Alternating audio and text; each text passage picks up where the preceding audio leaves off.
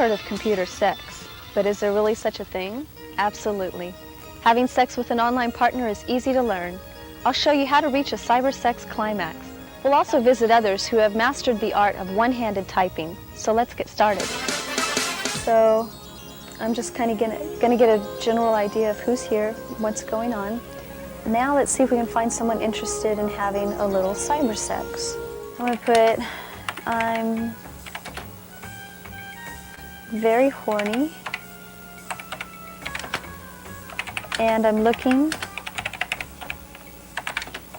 for some good cyber sex. Are you interested?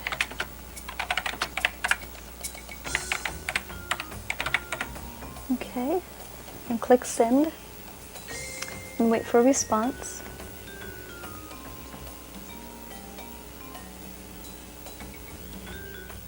And he puts yes with lots of S's.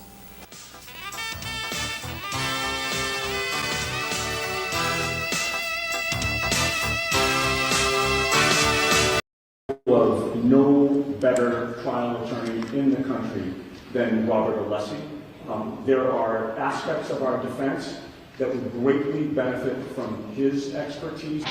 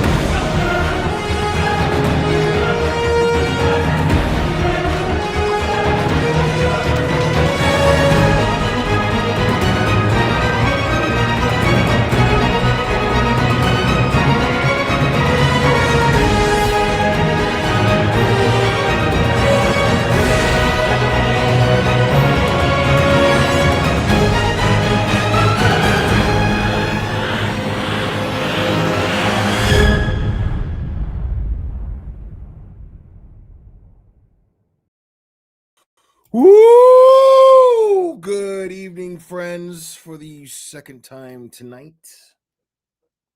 Twice. Anyways, it's good to see you guys again. I'm glad we could be hanging out again. Yeah, man. Honestly, I just got bored. We had our little, early Thanksgiving dinner, and then I just started watching some TV, and then I was just like, I could be live right now, I think, yeah. So I figured, why not? Whoever wants to hang. I know it's late. I know it's not, people got jobs and they got to go to work tomorrow. They got kids to get fed and dressed and all that sort of jazz. I understand all that. Catch replays. It's all good. We just plan on hanging out tonight a little bit. Just try to have fun. Oh, here we go. I think we got a super dad. Super dad. I think we got a super dad. Super dad. Super dad. Super dad. Dad. Dad. Dad. Dad.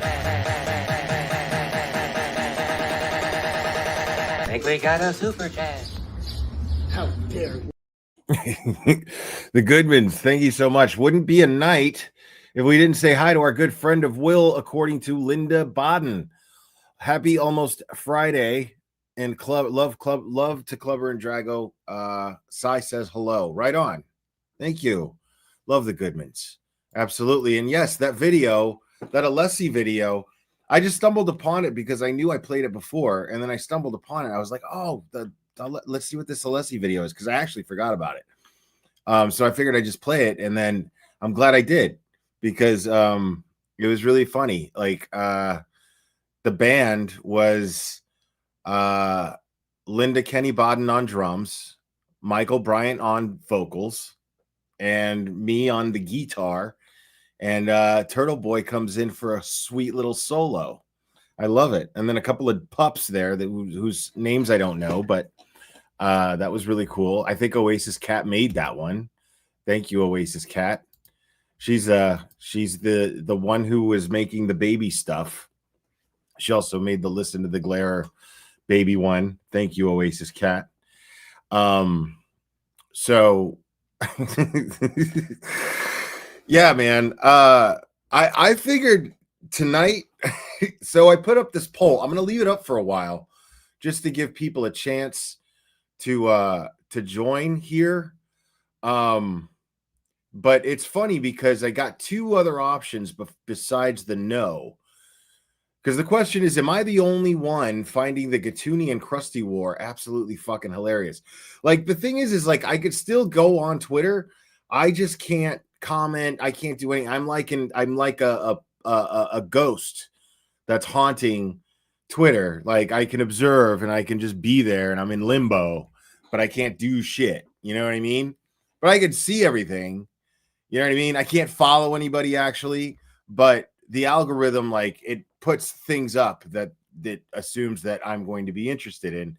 And Gatuni's shit comes up lately quite a bit. And I figured it might be fun to go over some of that. There's a few things we're going to go over tonight.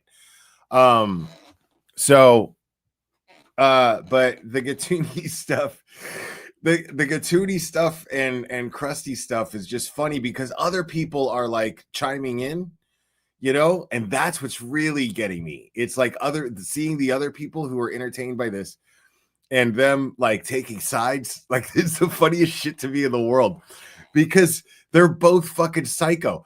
It's so bizarre because like Gatuni will put up a tweet, right? This is what's really funny. Like, this is what makes her this is what you guys got to remember. This is how I think, right? I see a Gatuni tweet, right? And I'm reading it, and for a moment, just for a moment, I forget that was her on those fucking recordings acting like a complete and utter fucking lunatic who fucking framed Dr. Turtle Boy, set him up and had him locked up for 2 fucking months. I mean, yeah. But it's so crazy that, like, I remember that immediately. I'm like, what the fuck is going on here? I'm like, what the fuck is going on here? I'm not going to forget that. I'm not going to forget that, Katuni, ever, ever, ever. But watching these two go at it is really, really, really funny. But I gotta say though, when it comes to, and this took a lot of thought because it was either I don't take a side at all because I could give a fuck about either one of them, or I could take a side out of sheer personal entertainment. And out of sheer personal entertainment, I'm Team Gatuni, bro. I'm Team Gatuni. She's changing her tune a lot. It doesn't matter in the legalities of all things. Like, it's fun because she's still going to come out looking like a complete and utter fucking psycho because she is. But what's really fucking funny about it is like just the imaginary fight that's happening. I'm Team Gatuni, bro. All the way. All the way, bro. All the way. Now, I want to see this woman fail at everything in life. Like, I want to see everything bad that could happen to somebody's life who has done the things that she's done happen. I want to see that happen. Make no mistake about it. But with this little bullshit that's funny to me because it means jack shit to me, I'm Team Gatuni, bro. I'm Team Gatuni for sure. Without a doubt. No doubt about it. Now, hold on here. This shit is just so funny to me, dude. Let me see if I can actually find, because they come up on my phone, but I don't know if they will on my desktop or my laptop here. And every time I try to search her, it doesn't work because I can never spell her name right, or it just doesn't pop up. You know what I should do? I should just search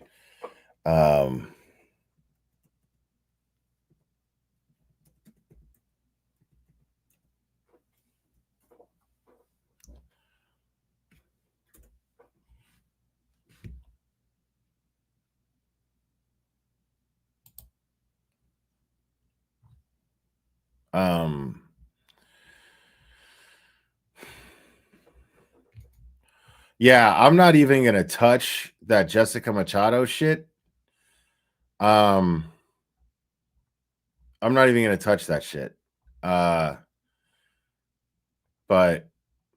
yeah, it's just these people are vultures and they'll do anything. Like, it's so crazy.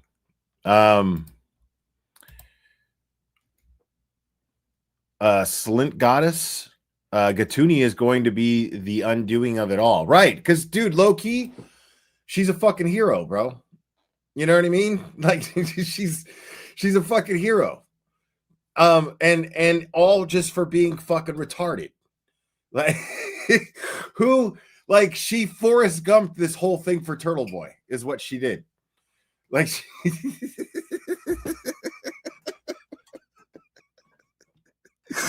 she totally Forrest Gumped this whole thing for Turtle Boy.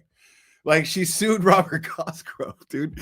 She filed a fucking lawsuit against Robert Cosgrove, dude. Like, she fucking Forrest Gumped this whole thing for him.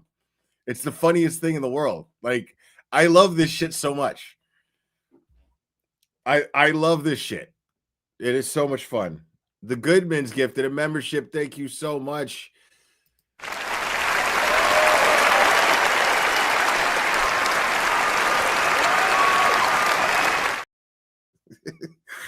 So wild. Thank you, the Goodmans. She is the anti-hero. I mean, dude, that's the whole thing, bro. It doesn't matter. I talked about this. I talked about this on one of my members only clubber walks. I discussed this. I think it was yesterday or the day before. And I'll just go ahead and say this anyway to my general audience, not just my members, but my general audience too. Those of you who are saying, like, I noticed that was happening quite a bit in Turtle Boy's chat last time he was live, and in his turtle chats, people kept saying, please, please, please don't get back together with Gatuni. And I got to tell you, I'm talking to you people who feel the need to worry about that. You're fucking retarded. You're just dumb. Like, stop it. It's not, like, seriously though. It's not something. It's weird to worry about what somebody else is going to do with their own personal life. I'm not saying not to have an opinion on it. It's a very public thing. I'm saying it's just weird to really give a fuck about it. You know what I mean? Like, dude, the way I see it is homie's a grown ass man, bro. You know what I'm saying? Like, a grown ass man who already knows what he's dealing with. Okay? I mean, that's it. You know, but to even think, because I wouldn't speak for the guy, but I would assume that he would find that to be one of the stupidest fucking things that he could possibly fucking do. So you don't realize that you're by showing a concern for that, you're basically calling the man stupid. You're basically doubting the man's intelligence. And I mean a minimum level of intelligence that any common sense person would know, who had the foresight to record this person, who had the foresight to do whatever investigating he had to do in order to keep himself out of jail. To think that this person would even consider putting himself in such a vulnerable position again, you are insulting him by going, please don't do that, Turtle Boy. Oh my God, please. You sound crazy and stupid. You do. You sound crazy and stupid.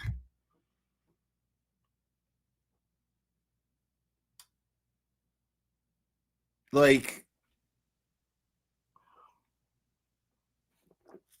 I don't think the man likes trouble. I just don't think that he minds getting into it if he has to, just to prove a point. I think he's one of those people. I can relate to that.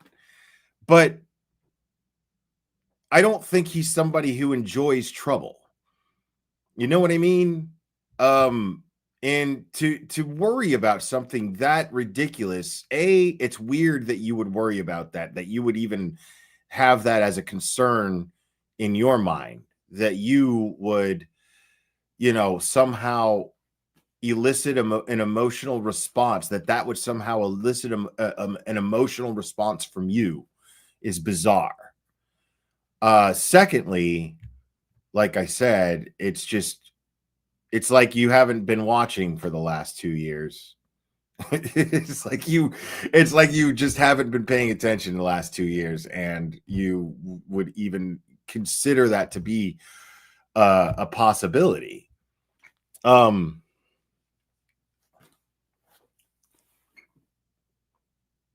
Like, the man's got a family. You know what I'm saying? Like, this is not somebody who's going to welcome guaranteed chaos back into his life.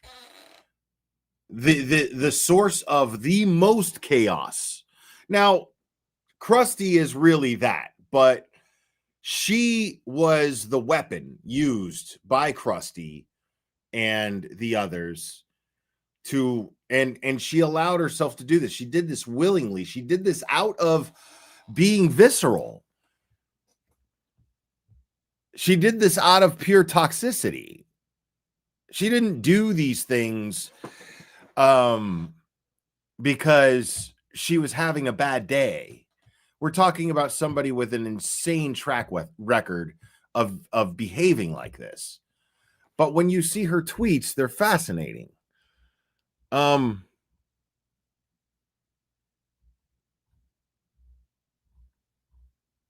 was hoping to find them here Hold on. Maybe replies.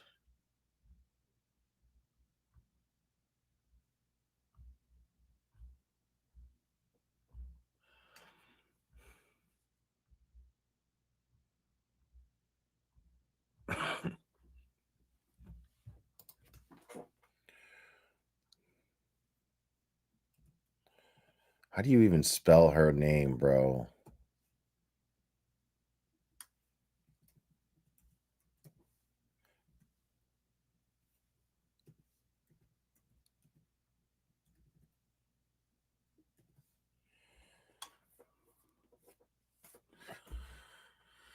Okay, here we go. We got it.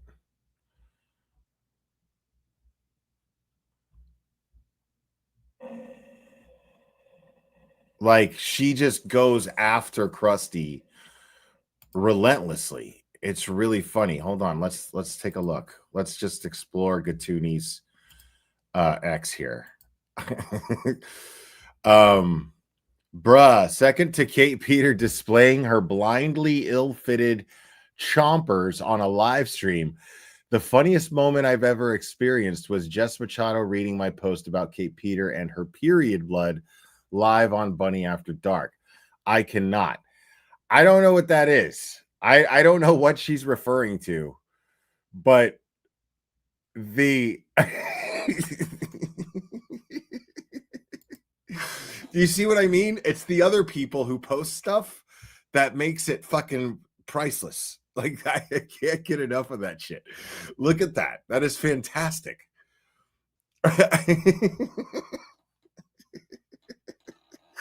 That is absolutely fantastic. Let me see here.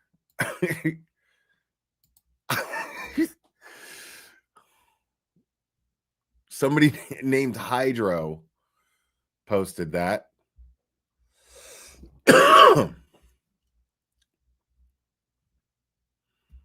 I mean, and Jess says, thank you for the content. I mean, oh my God, dude. Somebody goes, look, fuck me. What's happening? I just liked your post. Normally, I just stop by and insult you. This is very, very funny to me. Oh, wow. Debbie, thank you so much for the $20 Venmo. Love your t-shirt, Will. Love, fuck all the corrupt people. Agreed. Thank you so much, Debbie. Appreciate that.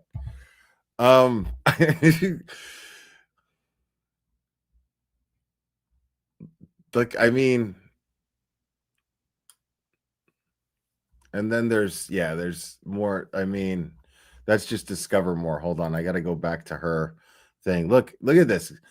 Good night, Kate. It only took you 39 years, but you finally met your match. What does that mean?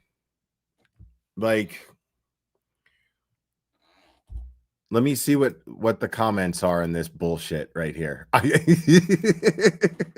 can't get enough of that picture right there. That's so good. Somebody just keeps doing that. Okay, so somebody agrees with me here. I have to admit, this matchup between two crazies isn't the least entertaining thing I've ever seen. They both have a lot of energy and focus to achieve their desired outcomes. Gatuni would move up a notch if she admitted Carney never sexually assaulted her, and she admitted Karen Reed is innocent. That, along with her drops and entertaining counter evidence, establishes a redemption arc. First of all, let me say this. I get where this dude is coming from, but I would have to correct him in the sense that, A, nobody gets to dictate those terms except for Aiden. Like, he's the only one, you know, like, that gets to, like, decide whether she deserves forgiveness or not. Now, he doesn't get to decide if I get to forgive anybody who I look at publicly, but I didn't have a personal relationship with this person. So, you know, as far as my opinion, but as far as, like, what you have to understand, the reason why I say that is the obvious. Aiden went to jail for 2 months because of this person's actions. Aiden has had to go to court time and time again because of this person's actions. Aiden has had to fear having his bail revoked on charges that were bullshit to begin with.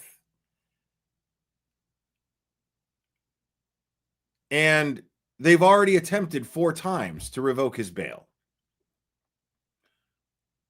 And as I understand it, 3 times, obviously it's 3 times they failed, but didn't one of the times. And he's had to fear going back to jail because of this person's actions for the last 2 years. This is something that would be incredibly irresponsible to overlook. So keep that in mind while we're being so entertained by the Gatuni and Krusty warfare that's taking place. Because it is funny. Don't get me wrong. We can enjoy it. But don't fucking forget, as soon as you fools start to get personally involved because of how interactive this is, because Gatuni might like one of your comments or something like that, and you start to veer over into that reality part of it, don't do that. Because then you're going to be mixed up in the same crazy as them.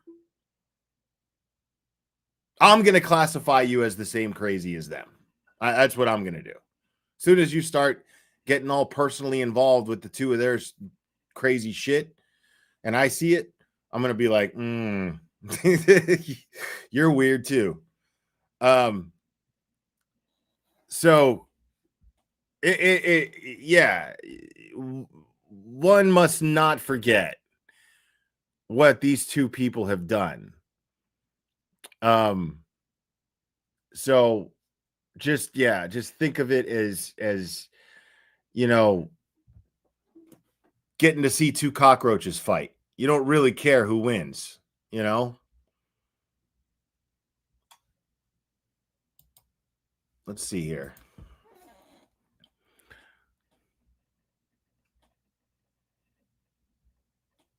It takes a strong woman to do what you're doing. Wait, is that a sectional low-key couch flex? She is only 39 years old. Season 3 trailer reveals some unexpected turns of events.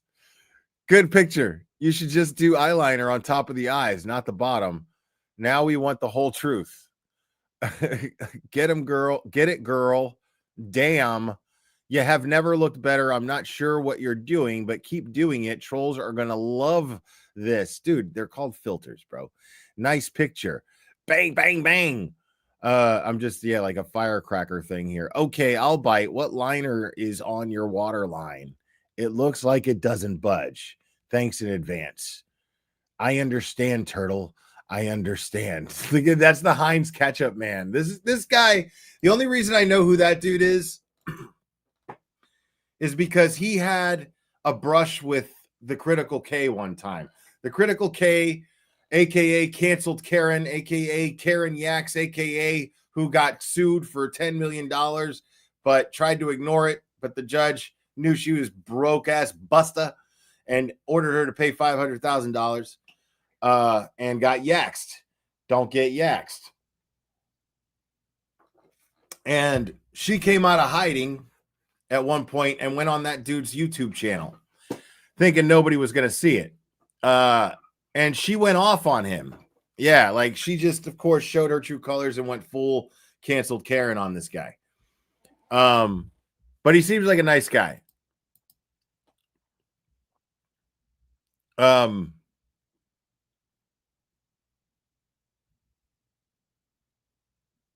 Can someone please make the joke about Grant wishing he had the couch to sleep on? Then someone else reply that Kate's neighbor can get him one delivered. I'm staying out of this. Now, this is really funny, dude, because it's straight like this girl, all she's got is straight thirst trap. What she's doing right here, folks, make no fucking mistake about this. what she's attempting to do here, and she's succeeding to some degree with it, with the people based on the comments I'm reading. She is pulling a thirst trap trick on the public the way that she pulled with Aiden. I mean, this is what she's doing. She's just like, check me out, looking fly. Like, and dudes, fucking incels are going to be sitting there fucking going, oh my God. Oh my God. Like they've never seen a woman before. Like they've never seen an internet model before. And most importantly, as if this person didn't already prove that she's one of the most insane women on the fucking planet. That's what blows my mind. Is I know that most of these people who are saying these things that are like, oh my God, you get it, girl, you look so good, blah, blah, blah. They heard those recordings. They know what this person has done. They've read these Betero letters. They know.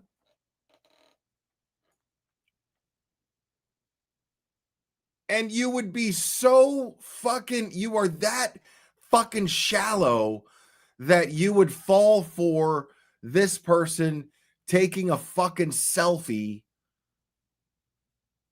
while forgetting the surroundings of her actual life because of what you're seeing in this picture right here. See, I see that picture. I see what she's trying to do. And I also see the life around her because it's been exposed to me. I can't unsee that. I can't unring that bell. I can't fucking put that toothpaste back in the tube. It is what it is. You know? It's like as if, like, think about it for a second. Look. Think about this for a second. Okay?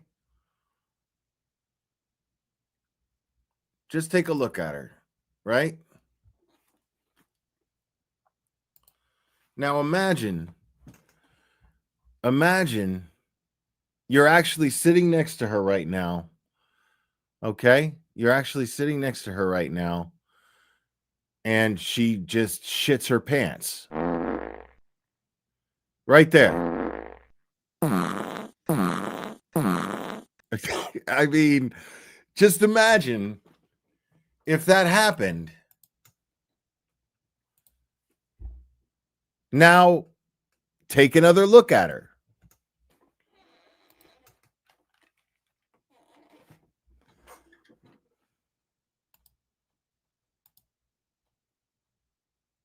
Okay, drink it in.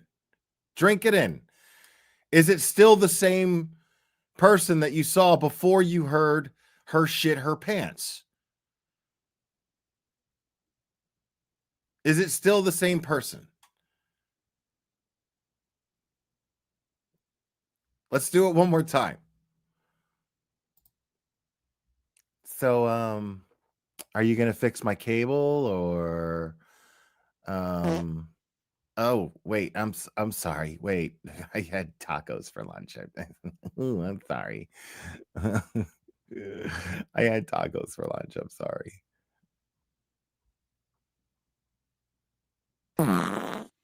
Oh my God. Oh, Jesus. I didn't mean to. Oh my, Jesus. Oh my God. Oh, fuck. You still want me, don't you? You still want me? No? Yeah. Please. It's gross, dude. That's the rest of her life is shit-filled trousers, bro. You understand what I'm saying? That's what I see. I see a woman with shit-filled trousers, metaphorically speaking, of her life around that picture. You understand what I'm saying?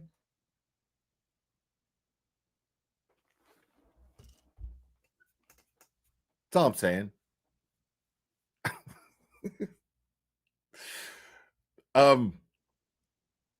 But yeah, I digress.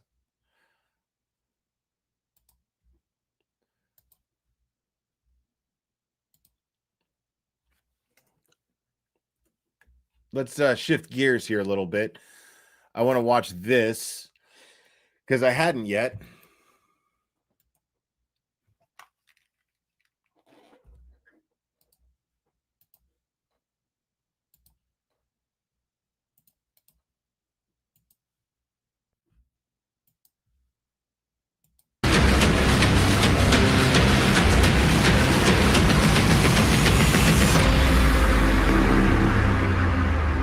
I'm Vinny Politan. The subject of my investigation, the death of Boston police officer John O'Keefe and the brand new civil lawsuit filed by his girlfriend, Karen Reed. Here's the story.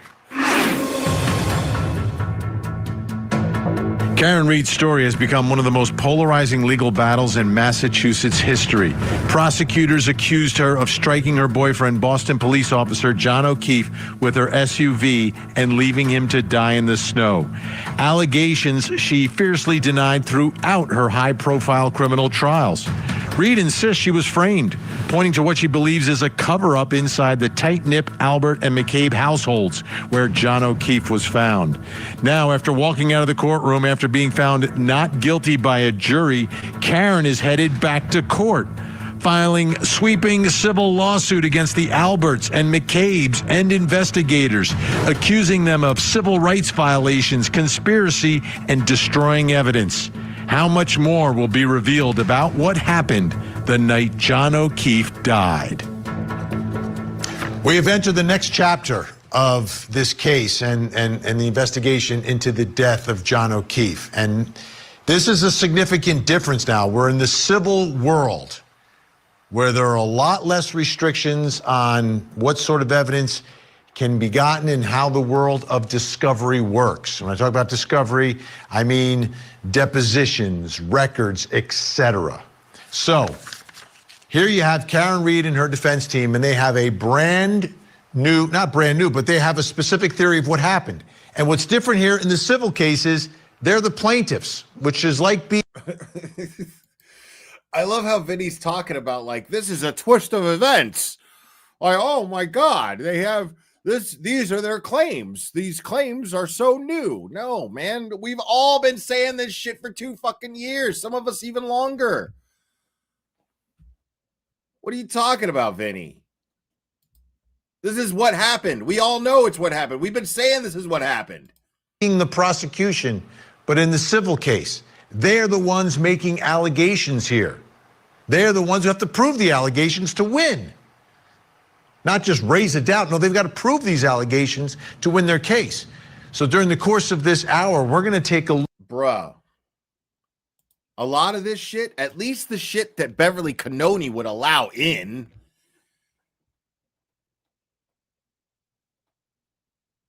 was proof of their claims that they're claiming now, which is what created the doubt in the jury's mind. Even though they didn't go full third-party culprit here, they still painted the picture. They painted the picture, they showed the jury, and then the jury was like, ooh, yeah, nope. Vinny, why do I got to tell you this, dude? I shouldn't have to tell you this stuff. I know you know better. This is clear what happened. They already proved this stuff. And that is what created enough doubt in the jury's minds to acquit her. Look specifically at what their theory is and what their allegations are against the people they are suing. The Alberts, the McCabes, and members of law enforcement. So let's begin. We're going to break it down piece by piece of this lawsuit, and we'll start with Karen Reed's version. I would love to have a personal conversation with Vinny. I would love that. I would. And I would absolutely respect the confidence. I would 100% respect the confidence. Like a personal conversation just for my own personal peace of mind, for my own personal, like, okay, I fucking knew it. You know what I mean? Like, I would love to have that conversation with Vinny, like a real, like, this, dude, off the record, like between us, dude. You know? See what he says.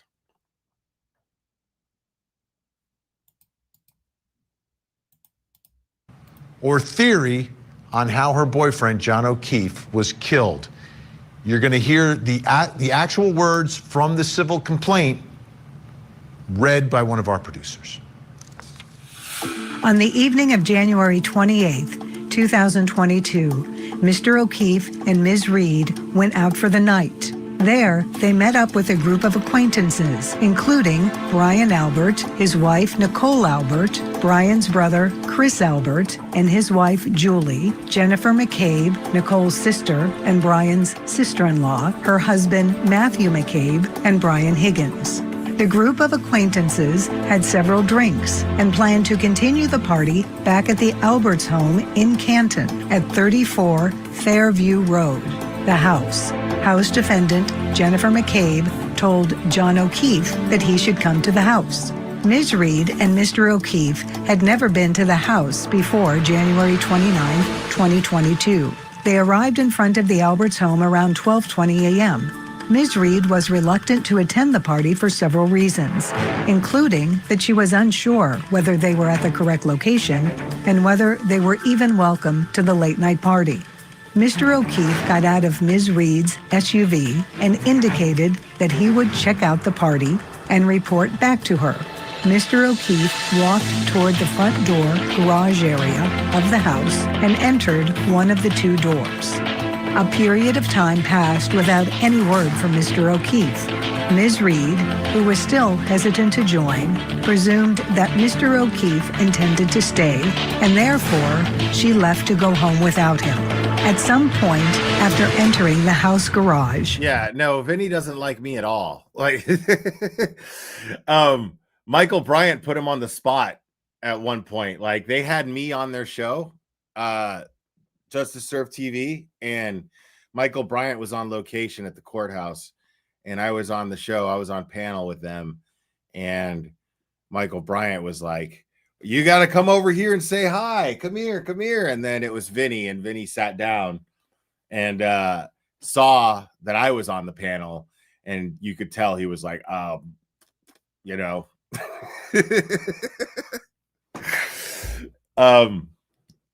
Yeah, Missy Mayhem saw that shit.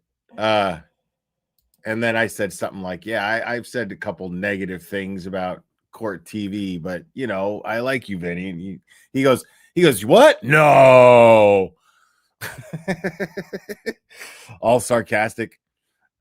I was like, I've said some negative things about Court TV. He goes, you know. Noxious as fuck. But I still love Vinny. I still love Vinny. Mr. O'Keefe was involved in a physical altercation, either inside the house or garage. During that altercation, the Alberts' German Shepherd attacked him, and Mr. O'Keefe sustained multiple dog bites and scratches on his right arm. He also suffered an incapacitating contrecoup wound on the back of his head. Mr. O'Keefe's head wound was caused by falling backward and striking a rigid surface. The Alberts garage contains such surfaces. By contrast, I mean, this is the thing. Like, okay, they have to prove that a dog attacked. In the civil case, they're going to have to prove that a dog attacked John O'Keefe, that those are dog bites, dog scratches. They have to prove that shit, right? Okay. That's not a problem because you have Dr. Marie Russell's testimony, 2 different trials, all on record. That could be absolutely submitted as evidence. 100%. I mean, it's memorialized on fucking 100 different YouTube channels. You have Dr. Marie Russell and her credentials, her experience, her education, her career, her resume. You have Dr. Marie Russell And what are the Alberts going to have as far as experts go?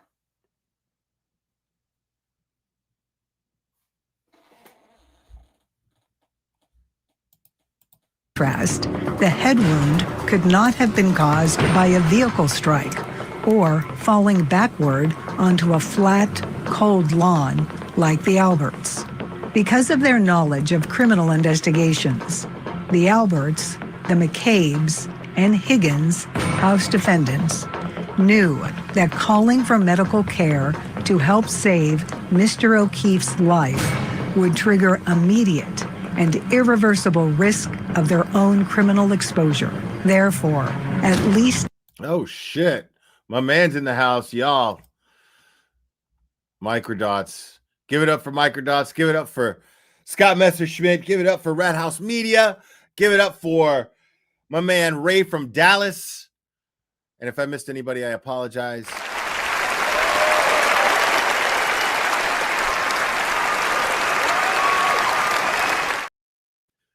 Now, you guys got to like read between the lines and see things for what they. I know Microdots can appreciate this. You notice there's a shift in Court TV's reporting about the Karen Reed case. You notice that they were real scared. They found a loophole. They were real scared of making the McAlberts look like they were guilty of a crime because they haven't been accused. Now they're accused. This is Court TV. Does it specify criminal or civil? Does it? It doesn't specify either one of those things, does it? It's Court TV. We're talking about a case. And they are being accused by these plaintiffs. And all they're doing, a producer is just reading the motion. The producer is just reading the lawsuit. That's all she's doing. She's reading it out loud. But listen to the music and look at how they put this up here. Like these are culprits. This is the light that we have been dying for Court TV to paint these people in for 2 fucking years. Let's pay closer attention to it. Look at what I'm talking about right here where it gets to this point. Cold lawn like the Alberts. Watch the music. Because of their knowledge of criminal investigations, the Alberts, the McCabe's, and Higgins House defendants knew that calling for medical care that music, bro, to help save Mr. O'Keefe's life would trigger immediate and irreversible risk of their own criminal exposure. Therefore, at least the 5 of them agreed on a simple plan to exonerate themselves and implicate Ms. Reed. They would tell anyone who inquired Mr. O'Keefe never entered the house and hide evidence that he was there, including his body. Sometime during the night, they repositioned a Ford Edge vehicle at a spot adjacent to the front lawn, which obscured the view. I swear they're trying to do a fucking Temu Microdots video here. Like, think about it. Look at what they're doing. They got this producer to read the thing. And so they added this fucking dramatic ass music and all these images, right? Like, these are fans of yours, homie. Like, these are Court TV are fans of yours, bro. I'm calling it. I'm calling it out. They are low key emulating your work. Look at this shit. I love this shit. They are low key doing that. Of that area of the lawn from potential passersby. At some point further in the night, they carried or dragged Mr. Isn't that your shit right there? What? At some point, that's your shit. It's right there. It says Microdots. It's right there. It says Microdots. Oh my God, dude. The timing is amazing. I swear to God, that was not planned. I had not watched this yet. This is amazing. I called it, bro. I fucking called it. Bro, I mean, do I need to say it? I don't need to say it. I'll let Oasis Cat say it here. Hell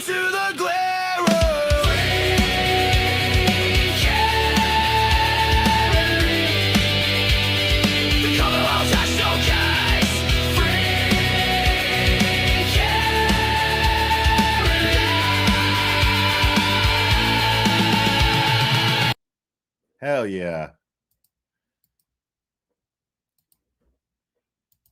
Further in the night, they carried or dragged Mr. O'Keefe's body to that same area in the yard, close to where one or more of them later claimed Ms. Reed dropped off Mr. O'Keefe earlier that night. The plan was devised to make it appear that Mr. O'Keefe had been struck by Ms. Reed's vehicle and then died as a result of exposure to the cold. Mr. O'Keefe was either dead when the House defendants left him on the Alberts lawn, or he died shortly thereafter. This is a very specific story and brings us to the first question in our investigation. That shit is fucking great. Fucking Vinny said, this is a very specific story. Yeah. Yeah, Vinny. It's specific as fuck. Because all the facts are there to back it up. Right on, man. Yeah, no, of course. I would imagine that you did. I would imagine that you gave them permission. Absolutely. Does the evidence support this theory of how John O'Keefe was killed? There have been two trials. I mean, like, it's court TV, dude. With our gripes, like, if they were like, can we use some of your foot? I'd be like, fuck yeah, dude. You guys need the shit, bro. Like, anything to fucking clean that bullshit up. Right on. Nick Rocco hooked it up. Sweet. Yeah, like anything, sure. Like anything, because anything to counter that Julie Grant bullshit that you guys got going on. What's up, Olivia? Specific, unlike the Commonwealth's case that has changed 832 times over the past 3 years. Exactly. And Vinny is good at that's what he's there to do, Scott McGinnis. He's there to hype up the drama. You know, that's what he's there to do. The man's he's a TV personality. It's his job. Already, and a lot of evidence that's come out that didn't even get into the trial as well. Here to help answer that question, we've got journalist, host of the new YouTube series, Something's Off. Rebecca Lavoie is with us, and YouTuber and author of Storm of Suspicion, the Karen Reed Trials, Kevin Lenahan. Kevin, you're going to have to add another...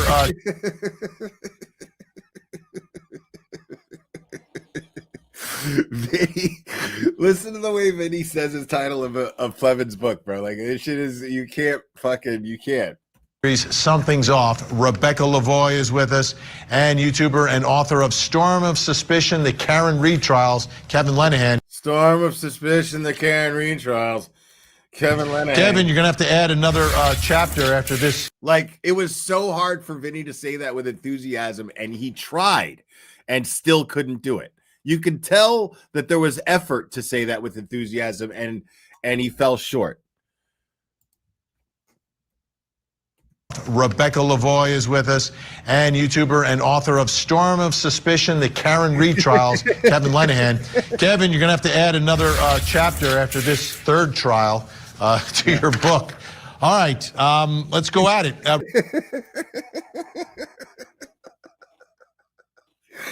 You're gonna have to add a third chapter.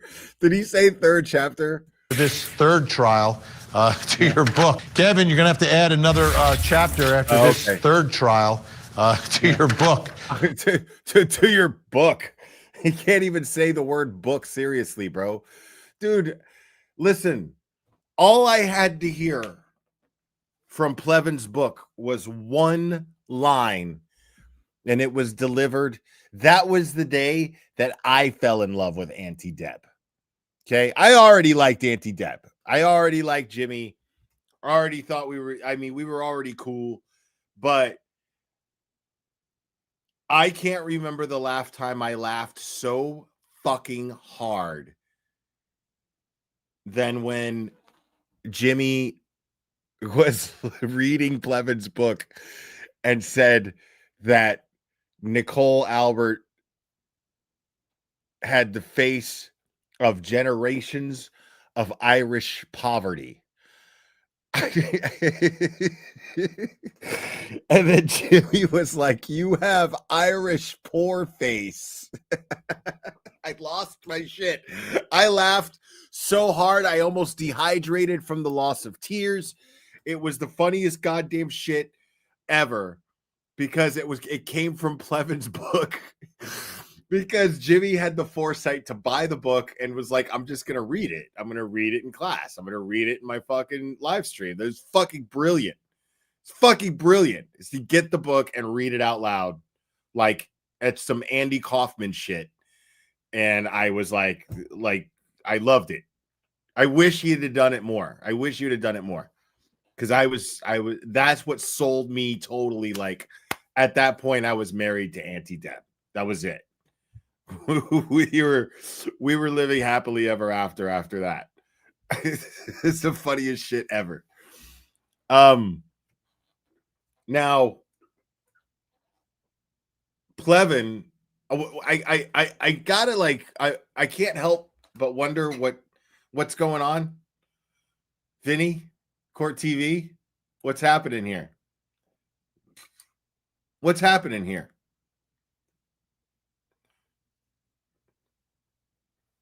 Like Plevin has disappeared off of the face of the earth. I know he was still doing live streams because they would come up in my feed from time to time. From time to time. And I would see he would have maybe like 40 people in his chat, and I'd be like, wow, okay.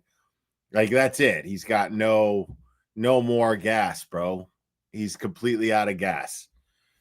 Just like Cosgrove. Cosgrove is out of gas, bro. That's it. All right, let's go at it. Rebecca, what do you think? Does the evidence support this very specific theory of what happened to John O'Keefe? Well, as you said, we haven't seen all the evidence yet. There was a tremendous amount of evidence that was suppressed by Judge Beverly Cannone, who, by the way, just signed an order to... See, this is finally someone says it. Finally someone's saying it. Because I was listening to the Matas just now. I was in their chat, Defense Diaries podcast. Love them. But I feel like they were overlooking something, but they both seemed very tired, by the way. But I feel like they were overlooking one particular thing, which is the point that she's making here, because the way that Bob was looking at it, bless his heart, you know, and he would know way better than I would. But he was like, I don't see how they would be able to prove that this happened since the investigators failed to investigate these people. So there's no data. And I get where he's coming from. What he's saying makes absolutely perfect fucking sense. Because he's saying, since there's no investigation done by these law enforcement agents at the time of John O'Keefe's murder into those people in the house, then how could they expect to successfully sue them for being responsible for this? Right? But this lady here, she's making an excellent point. She's making the point that I was making in his chat, which is, who knows what, I mean, there's all this stuff that Beverly Cannone suppressed that the jury didn't even get to hear. You know, like we saw Judge Beverly Cannone not handle this case in the interest of justice consistently. We talked about it all the time. How many, I mean, it was every hearing where we were like, oh, that is bullshit. Right? Because she would say, I'm not letting this in, I'm not letting that in, I'm not letting that in. But the thing is, though, is that stuff could be let in now. There's no Judge Beverly Cannone to not let it in. So, and then the other point I made in Bob's chat, in Bob and Allie's chat, was that there's that federal investigation. Now, who knows what they're going to be able to use from that federal investigation? Because remember, it was Judge Beverly Cannone's order. Now, it was at the request, I believe, the FBI to put a gag order on it because it was still an open investigation. There was the 3,100 page TUI report. But I wonder if they're going to be able to use more from that TUI report or other parts of the federal investigation that took place that they couldn't in the criminal trial. I don't know if that's going to be the case because it's federal and who the fuck knows? I have no idea. But I am hoping, basically, is what I'm saying, is that I'm hoping that there is stuff from the federal investigation that they could not mention. Because, I mean, they're going to be able to do that. The stuff with Kelly Dever, the stuff with her, that stuff was, you know, they were allowed to ask her about it. They just couldn't specify that it was FBI. But why wouldn't they be able to do that here in the civil case, is what I'm saying. So I would like to see that. So I believe that I don't think that they would actually go through with this if they didn't think that they could win. And if they are going through with it, not expecting to win, it's simply to depose the people that they want deposed in order to move forward with getting justice for John O'Keefe. That's what I believe. At least that's what I want to believe. That's what I hope. That's the idealist in me, what the idealist in me believes and wants to believe.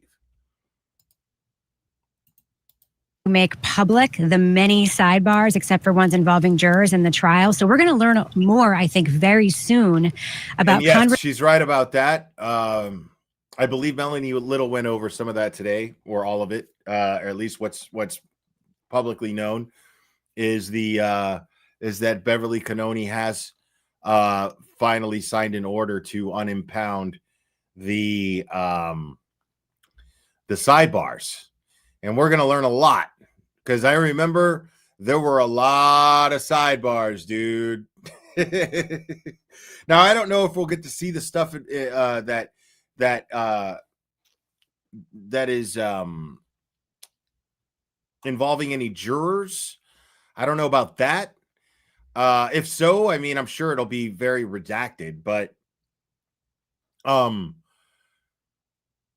these sidebars, I am very, very interested in knowing because all of us who followed this trial want to know what's going on.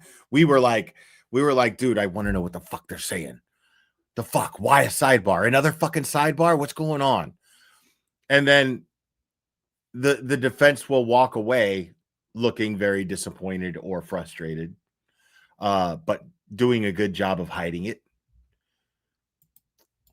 Conversations at the stand about what we weren't allowed to see: medical evidence, testing done at the house and in the garage by the defense team, more dog bite testimony, more medical testimony from other experts. I think that there is a lot there. What we know is that he was not hit by a car. No doctor will actually say that he was hit by a car and his injuries match that, including the medical examiner. And we know that he has wounds on his arm that are dog bites and scratches. So, you know, what we have here is much closer, I think, to what the prosecution said during trial, which was that she hit him with his car. Kevin, what do you think about the evidence? Does it support this theory? No, the theory is impossible based on all of the evidence, instead of just stitching together little bits and pieces here that kind of fit. Now, this is classic Plevin. Classic Plevin, who is completely and totally fucking delusional.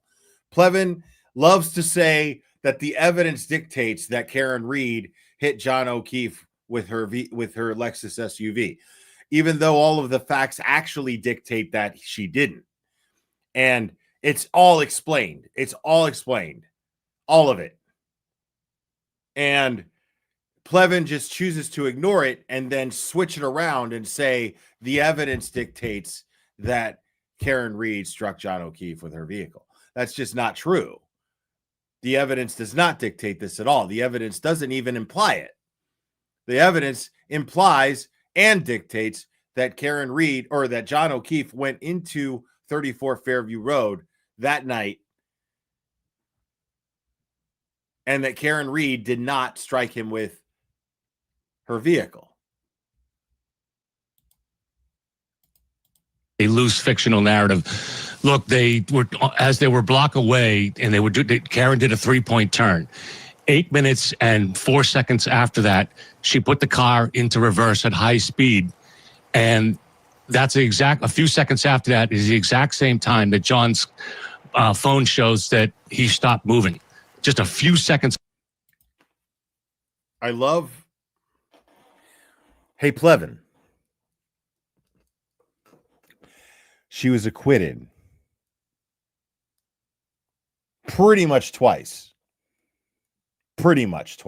We all know what happened in that first trial. You know what happened in that first trial, Plevin.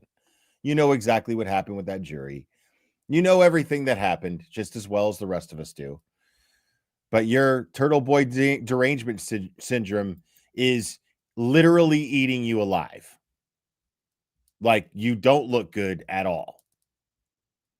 And it's so crazy that someone would just allow such like toxic fucking thoughts to, like, if I'm in his position, and I hate to get this personal about it, but if I'm in Plevin's position and he is suffering from a life-threatening illness, what I would be doing is I would be doing everything that I can to get right with God and with my environment. I would be doing everything that I possibly could to do that. Like, I try to live my life like that anyway. It's mind-blowing to me that he has chosen this route and he's looking worse and worse. His life is not getting better and better. He wrote this book. He was hoping to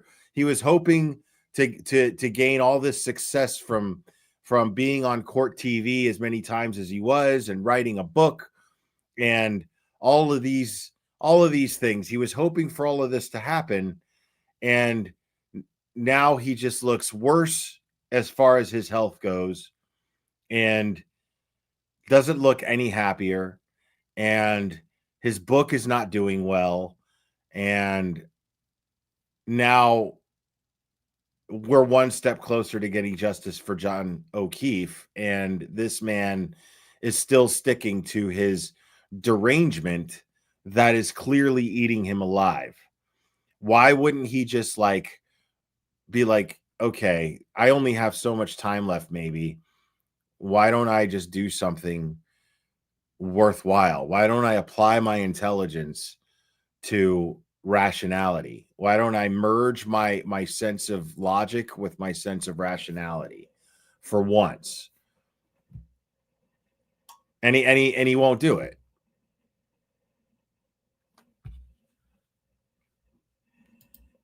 After that. So we have this down to within a few seconds exactly what time this happened. In addition to that, the GPS shows that as Karen is driving and arriving at the house, she never comes to a stop until she reaches a flagpole. They just slow down, and she slowly drives to the flagpole. But yet now she wants us to believe that she dropped John off and he got out in the driveway and walked into the house. It couldn't have happened. GPS showed it couldn't have happened because she didn't stop. She's changed her stories numerous times. The only reason she's suing now is because she's been already sued. So she's going to be forced to answer her questions under deposition, under oath. And we're going to see she's going to be confronted for the first time by the. Right now, he realized that he just realized that he's not making any fucking sense at all. This asshole just said that the only reason Karen Read is suing the McAlberts and these members of the Massachusetts State Police is because she's being sued by the O'Keefes. That's the stupidest fucking thing in the world. And he said this because he said it's because she knows that she's going to be deposed by the McAlberts or by the O'Keefes. And that's why she's suing the McAlberts and the MSP officers, former MSP officer as well. That's the fucking stupidest thing I've ever heard in my life. Like, I mean, the truth is like, I have to hear that one more time because I can't believe my fucking ears. Hold on. she's been already sued, so she's going to be forced to answer her questions under deposition, under oath, and we're going to see she's going to be confronted for the first time by the many lies that she's been told, the many times she's changed the story. She told that she out front when she parked and John went in. She first told the story that she called and texted John numerous times from the street. Now, that's not in this new argument here because the phone records show that she didn't text or phone anybody at that time. So this is the truth. We may not have all the truth ever, but we have enough here to know what happened. Rebecca, your thoughts about Kevin's view of the evidence? Yeah, I think it's kind of ironic that we would talk about cherry picking evidence when we're talking about greatly disputed digital evidence that was sort of worked backward into a timeline multiple times by the prosecution. I do not think that the key cycle evidence, the GPS evidence, the timing evidence has in any way been thoroughly proven. We've got experts saying they mean different things. We do know that John O'Keefe had a head wound from hitting something either sharp or ridged on the back of his head. We do know that he had no broken bones, no bruising below the neck. We know that he did not die of hypothermia. And when I think about what a jury in a civil trial considers, they consider the what's more likely. And what is more likely? That somebody with no bruises, no broken bones, no hypothermia died by being hit by a car, or that somebody with a head wound and other indications of a tussle, including dog bites, died in a different way. And I think it's pretty clear which way I would go if I were a juror. Kevin, do you think this is going to turn into... Now, she totally just owned Plevin right there. She totally did. I mean, it's the same way Nick Rocco would have fucking owned him. Nurse Kim would have smoked him. I mean, why? Because all of those things are exactly why we're all here and have been here. All of those things are exactly why we're all here. We have all been here.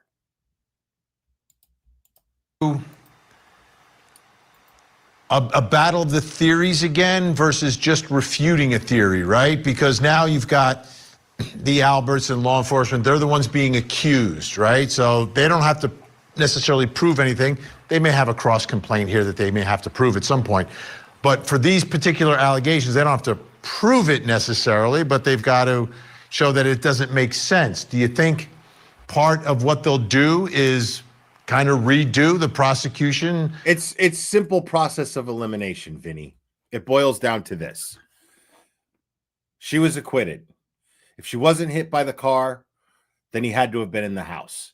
It's just that simple. And whatever happened to him happened in that house. And then now all you have to do is show the inconsistency in the lies by all of these people to prove a conspiracy. That's it. That's it. What they laid out in terms of what happened to John O'Keefe? Yeah, I'm sure there's going to be, in terms of the public, and this is, I think, why Karen has filed this now, is she's always trying to win the narrative over, and that's proven to be smart.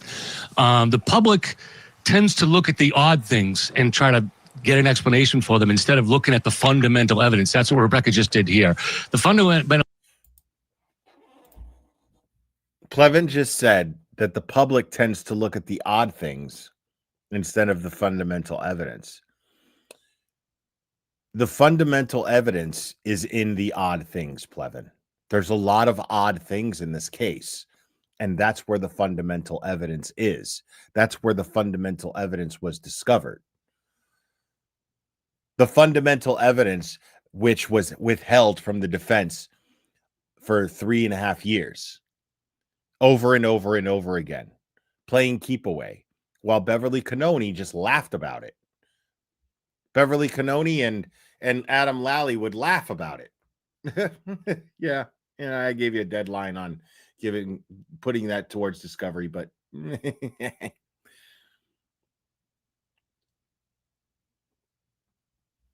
mean, that's what we're talking about here. The fundamental evidence is in the odd shit, bro. That's when something is inconsistent, then it's odd. That means something's wrong. And that's where you would probably find the evidence of a crime. Oh, shit. Rackets, my man. At least knowledgeable experts on the planet can be found on Court TV and Law. Exactly. Trust me, dude. We watch this shit for fun. Like, nobody ever knows what the fuck they're talking about on this show. It's really funny. Evidence hasn't changed in it since the first trial when it comes to the GPS data. It's not really in dispute, and you're not really finding any experts nationally that are saying those are dog bites. So in a trial, defense teams have a way of finding people that they can pull forward for one reason or another. I think the public is going to continue to seize on whatever works for them, and you're going to see this on YouTubers that are going to whatever gets the most views. They're going to. Plevin, stop the hate, bro. Like, that's Plevin sitting there going, nobody watches me anymore. I'm completely fucking irrelevant. So don't be listening to those other YouTubers because they listen and they're just going for the views because we're getting views and he's not. But here's the thing about why we're getting views, Plevin, is we state the facts. We explore the facts. We theorize based on facts. We speculate only based on facts. Those types of YouTubers tend to get more views when it comes to cases where people actually care about justice. Now, I'm not talking about other true crime cases. Don't get me wrong. I cannot fucking stand the trauma community personally, because like a missing kids case, I won't even touch it anymore. Won't even fucking touch it anymore. It's insane what happens in those communities. Won't even touch them. Won't even go near that shit. And it's the true crime community tends to always lean towards guilty. Always, always, always. See, the way that I analyze a case is I look at the facts that are made available to me,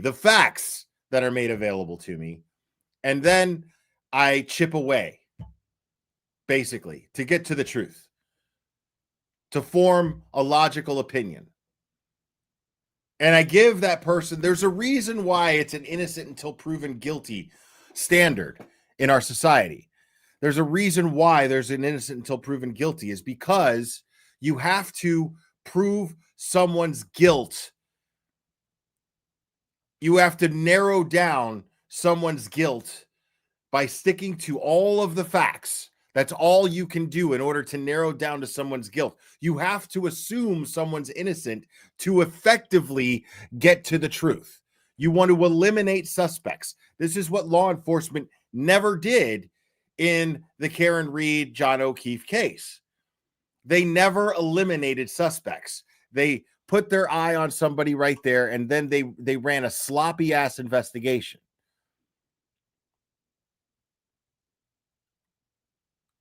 Topped off with a whole bunch of good old boy bullshit, right? So they just conducted a sloppy, shitty, fucked up investigation because they already had made up their mind over as to who did it.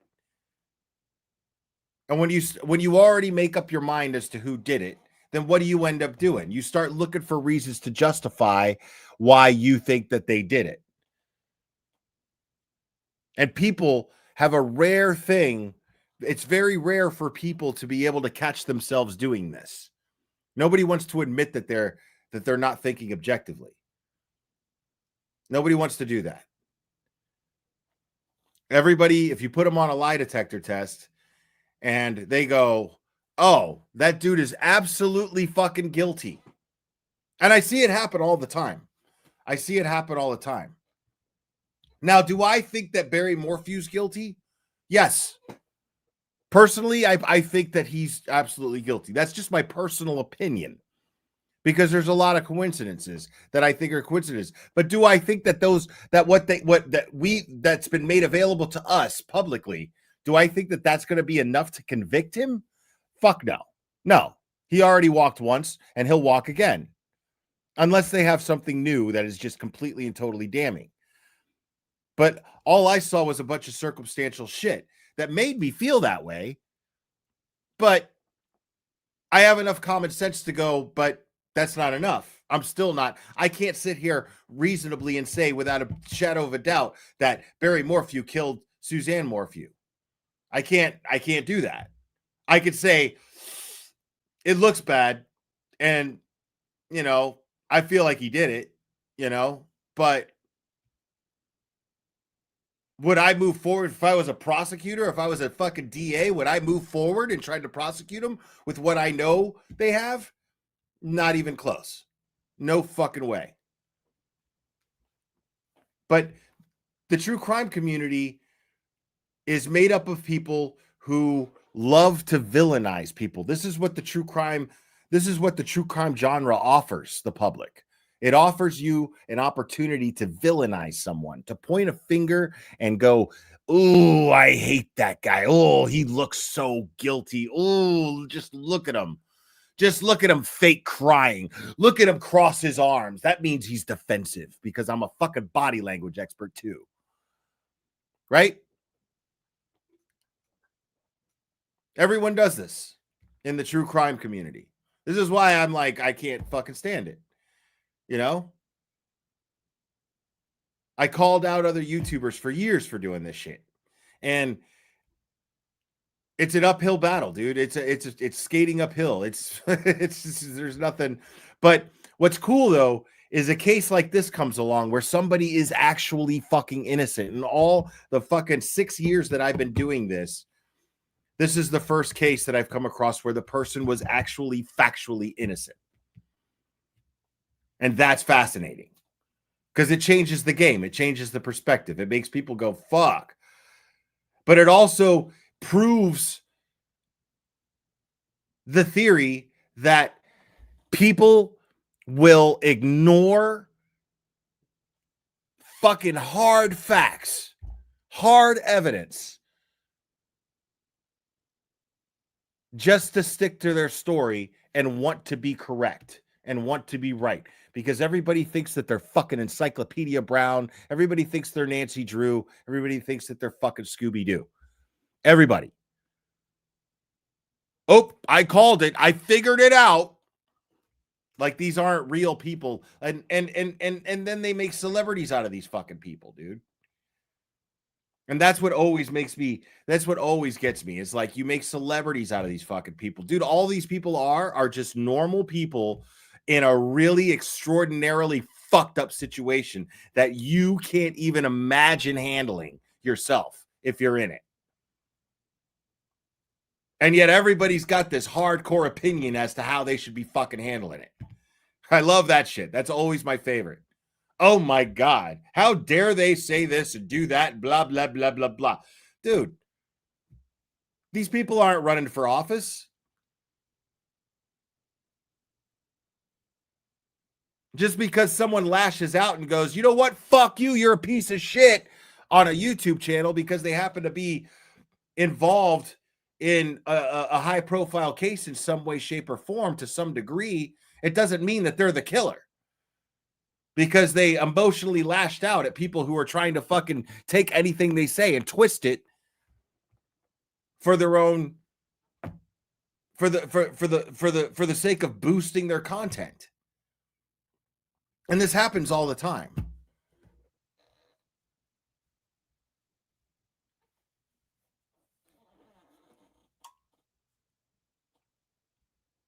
And the fascinating thing about this case is so many of these people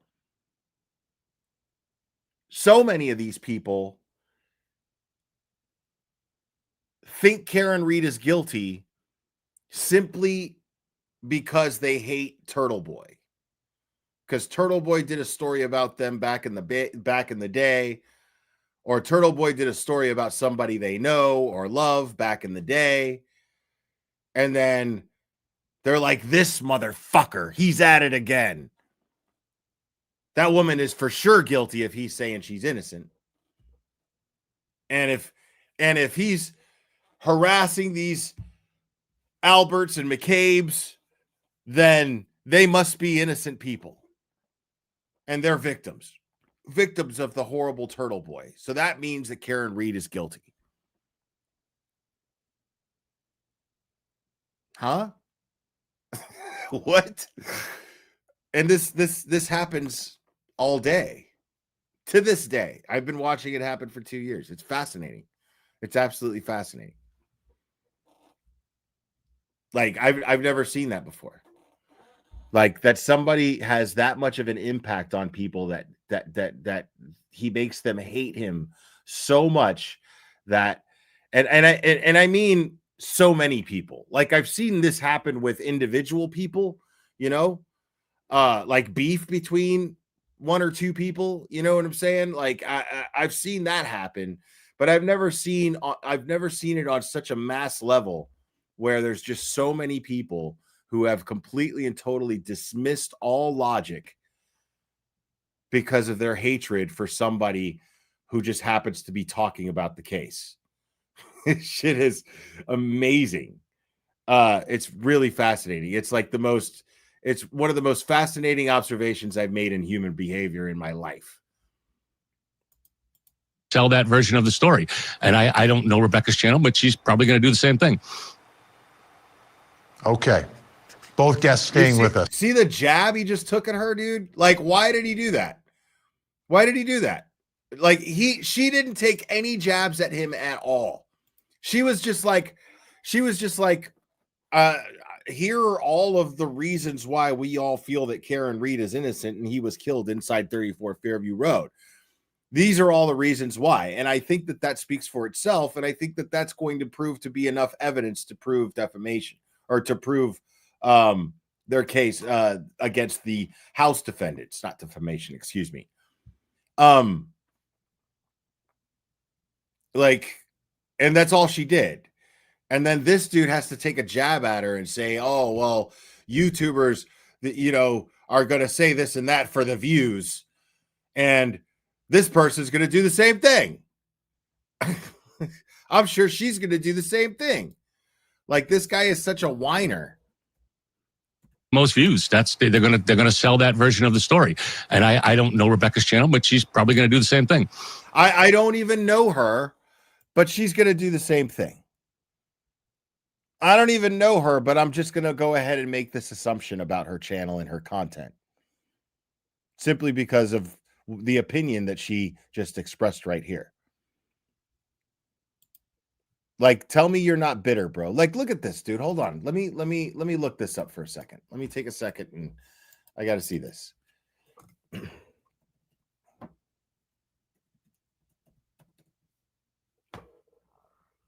No, not there.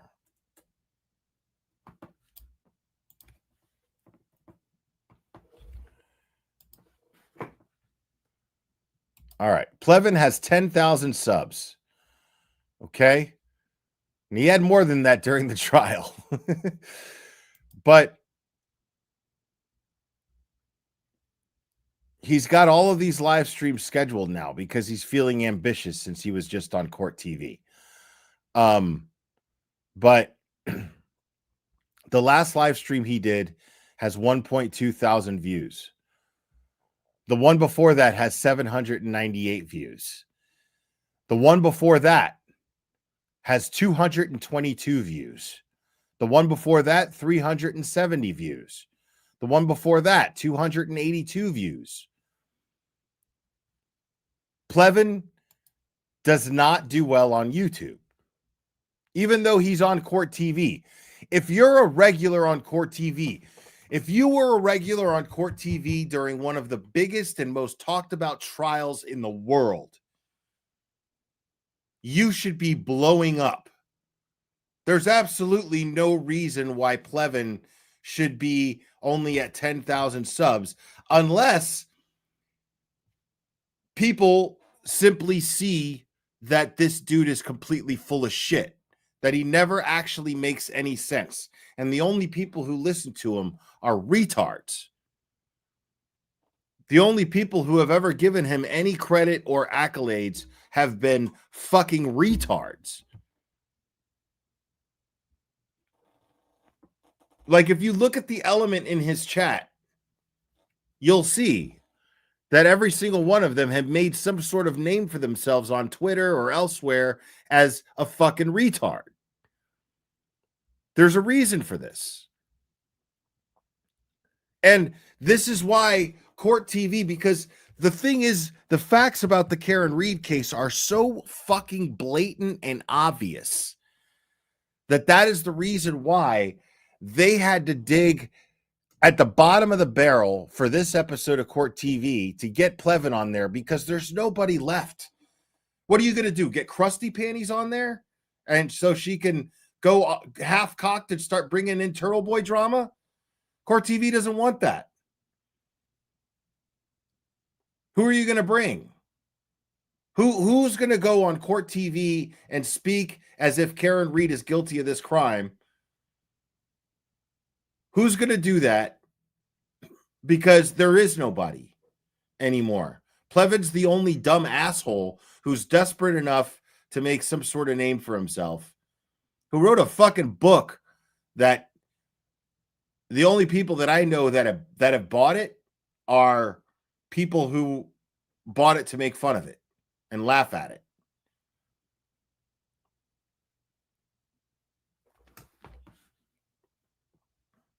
Yeah, I mean, you think that Court TV wants to have DePP on there anymore? Dude, Vinny so trolled DePP.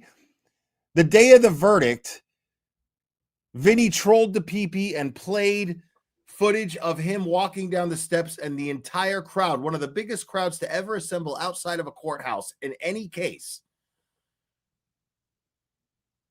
they all booed John DePP as he walked down those stairs.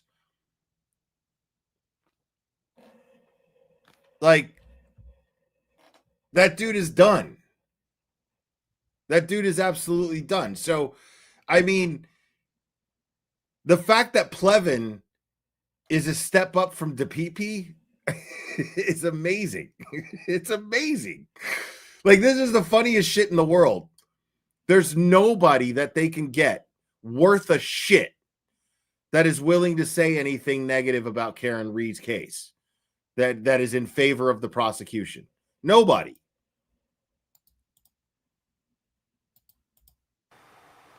Okay. Both guests staying with us.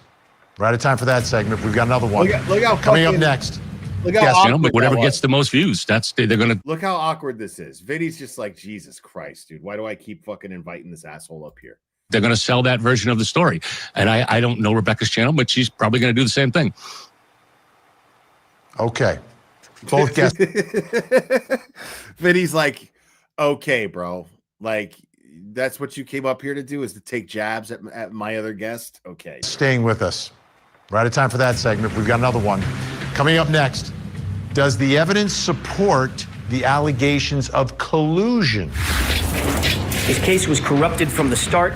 It was corrupted by biases, and conflicts, and personal loyalties. Sunday nights on Court TV. Join us for a night of food, friends, and our favorite legal dramas. It's Order in the Court.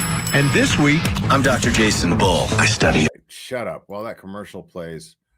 Yeah, so soon, hopefully, Rackets was in the chat earlier. I don't know if he's still here, but soon, hopefully, we'll be getting together and doing something again. There's talks of that. So there's what I like to call it's conceptual. It's in its conceptual phases.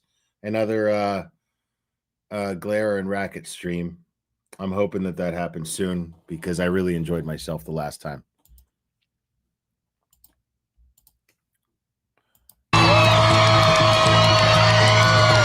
Look at this crowd. that was a moment. I'll never forget it. I was outside there with everyone else waiting to hear what that jury was going to say. And to have that type of reaction and this whole case so different, right? You have hundreds and hundreds of people showing up for someone accused of murdering a police officer and cheering when the words "not guilty" were uttered. I mean, I don't think I'll ever see anything like that ever again. No, but now we got the civil case, and now it's Karen Reed making specific allegations. And one of the allegations involves the conspiracy and the collusion among the people in the House and law enforcement. Again, you're going to take a listen to our producer Reed from the actual complaint, the civil complaint filed by Karen Reed. Take a listen. Proctor and his colleagues did not search the house for blood evidence resulting from the gash to the back of Mr. O'Keefe's head, or for fingerprints, or for DNA evidence. Proctor did not search the house, despite the fact that Mr. O'Keefe was discovered without a winter coat, without the hat that several witnesses said he had been wearing that night, and without his left shoe. At Proctor's Without his direction, what? the house was never processed without his left shoe. At Without Proctor's his direction, said he had been wearing that night, and without his left shoe. At Proctor's direction, the house was never processed by a criminalist or even photographed. No member of the MSP, including Proctor, set foot inside 34 Fairview for nearly a week. The police did not examine or take evidence from the Alberts. Angel baby, I don't know what you're talking about. Here we go. What? What do you mean? I don't understand what you mean. Here we go. What? Aguero's right about the shoe. The shoe was not the same in the picture in court as the shoe pulled from the evidence bag by Trooper Bukake.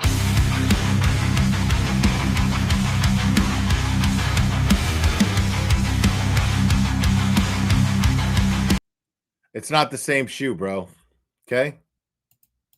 German Shepherd that was in the house on January 29th, a dog that had a history of attacking other dogs and people. Brian Higgins and Brian Albert continued to coordinate their stories by calling each other multiple times in the early morning hours and ultimately spoke with each other on their cell phones at 2:22 a.m. Later, both Brian Albert and Higgins denied the existence of these phone calls.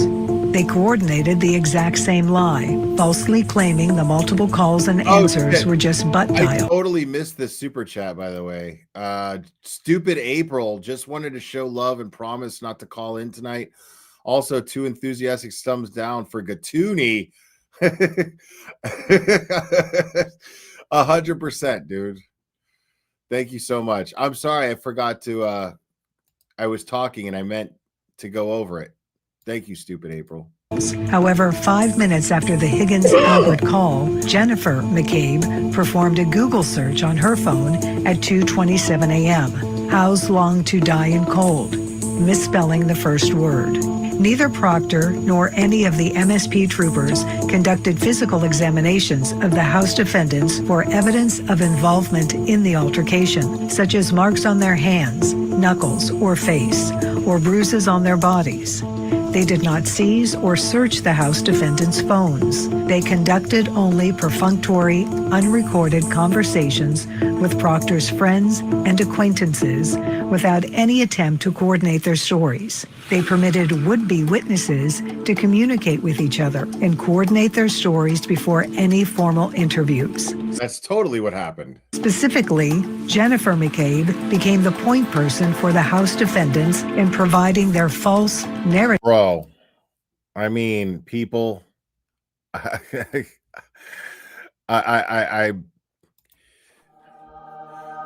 please, dear sweet baby Jesus, please let us get access to that deposition of Jen McCabe.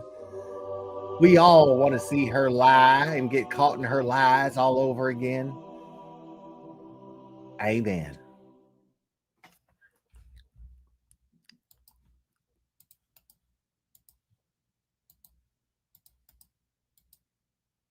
The fuck? Hello? To investigators. She managed and communicated details about the house defendants' messaging and the investigation itself, including visiting Proctor's and other investigators' private residences, mapping out timelines to coordinate statements with other witnesses, Shocking leading horror. group text message chains that were later He's going to be in shock and horror. partially deleted, and planning private meetings at all hours of the day and night. Indeed, these were never the acts of innocent witnesses seeking to help an investigation concerning the death of an alleged friend. Rather, they were predicate acts of a conspiracy among a group of people with a shared goal of deflecting their criminal exposure onto someone else. Now, listen, folks. the big talk of the town right now is Adam Deitch. Okay. The man who is relocating, he left the U.S. Attorney's Office just to run for DA of Norfolk County. Okay. Now he's playing the whole I'm not a politician, I'm a prosecutor angle. Now, let's keep it real, folks. I'm not saying nothing bad about this dude. I just want people to keep things into perspective. This is what I do here, right? I like to keep it real. I pride myself in being a realist. I fancy myself as a realist. Okay?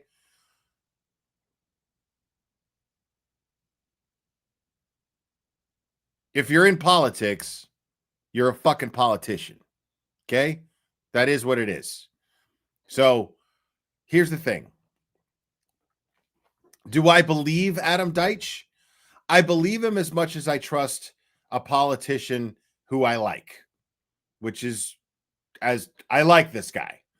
But as I look at any politician, I say, we'll see when we get there. I only judge them based on the fact that I'm a realist and I understand that they're also a politician. They're going to say what they want to say and need to say to get elected. And this guy is running a very, very smart campaign. He sees, he senses the shift in the force, and he plans on capitalizing on this. And I'm all for it, because here's the thing. He's the only one saying what we all want to hear. He's the only one saying what the people of Norfolk County want to hear a guy who's running for DA say. He's the only one. And that is why you should go out and vote for him. Okay? But don't be all shocked and surprised if you elect this guy and then he's, you know, it's a meet the new boss kind of situation. You know what I'm saying? Don't be all disappointed and shocked and surprised. You did the right thing. You know what I'm saying? It is the right thing right now.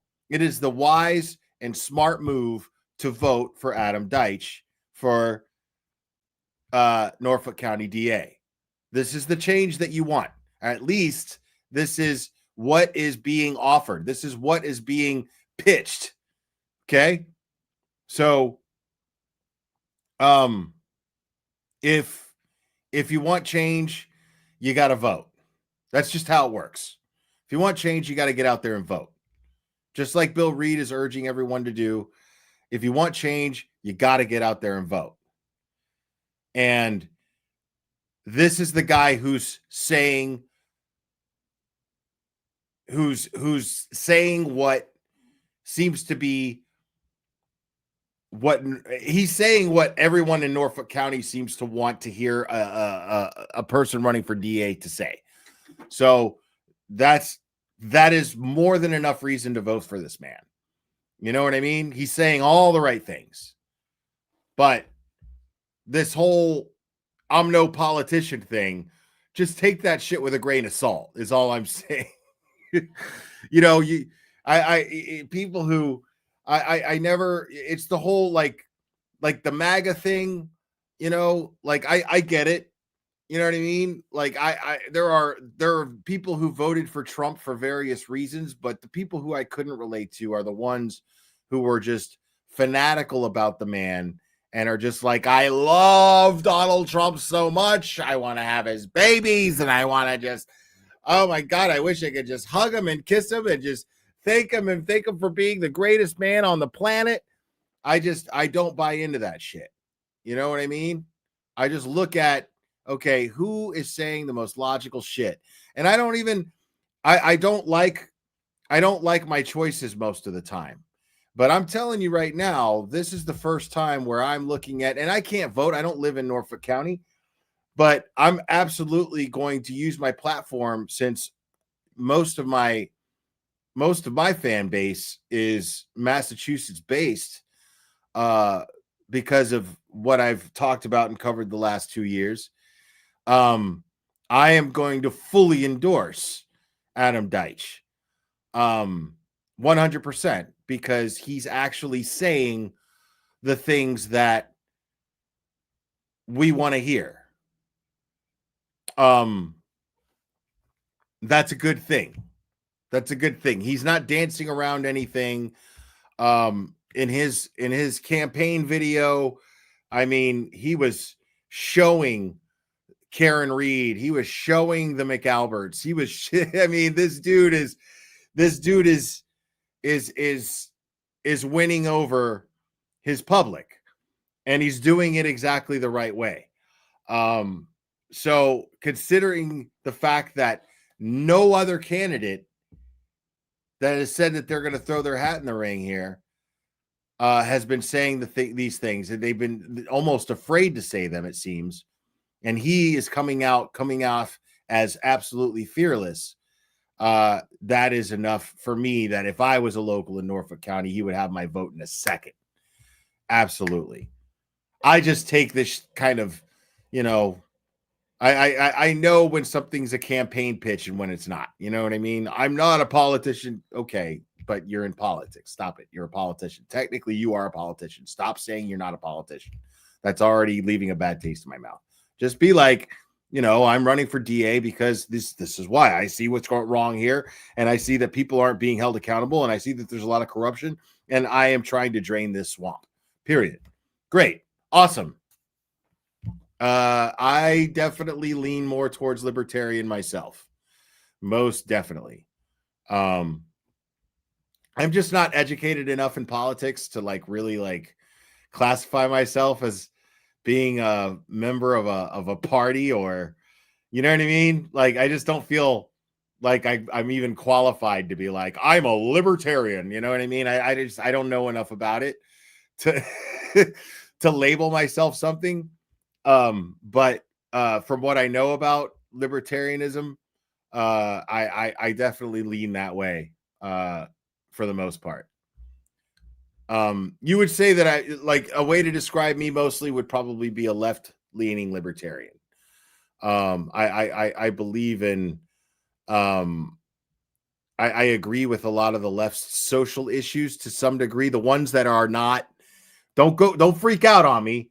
The ones that are reasonable, like I believe that people should be able to just accept people for whatever the fuck they are and just mind your own fucking business. That's my whole thing.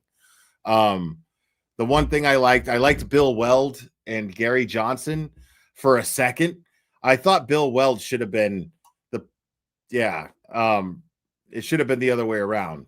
Not Gary Johnson, Bill Weld, but Bill Weld, Gary Johnson is what I think it should have been, or not Gary Johnson at all. But I liked Bill Weld and what he was saying. And he would say, we want to keep the government out of your bedroom and out of your pocket. I love that. I love that shit. I think taxation is absolutely theft. But again, I'm uneducated, so I don't really know. I wouldn't be able to debate someone who is educated on these things. So, but the stuff that I listen to, the stuff that I pay attention to, and the stuff that I hear, and it seems on the surface the best way to describe myself as far as my political leanings would be a left-leaning libertarian. Like I'm a liberal in the truest sense of the word. Like, I believe in people minding their own fucking business and just letting people be, you know what I mean? But, I don't think you should be teaching kids certain things. I think that the left has gone way too far. I don't consider myself part of that at all. I think that the left has just gotten radically fucking insane. And so I don't subscribe to that type of thinking, but, I'm pro-choice because I just don't, I don't know what it's like to be a woman. So I don't think that I should be making decisions for what women should be doing with their bodies. I don't necessarily like the idea of abortion, but, I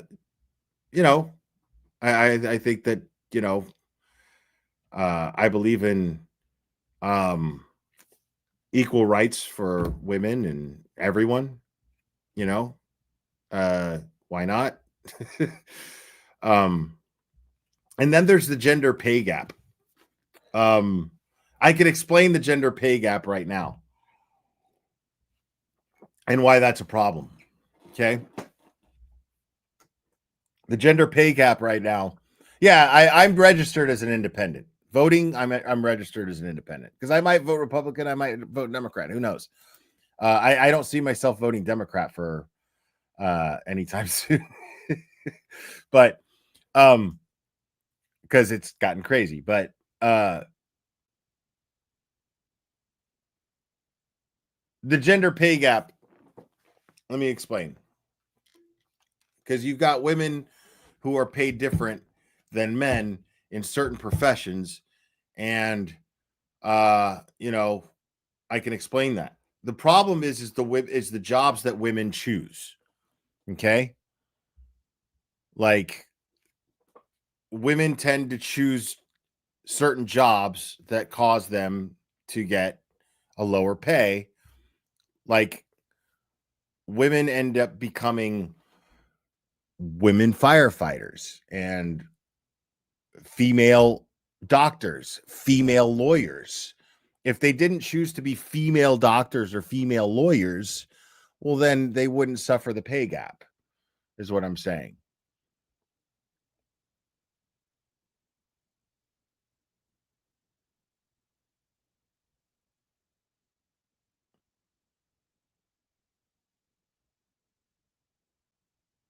So you're going for the wrong jobs, is all I'm saying.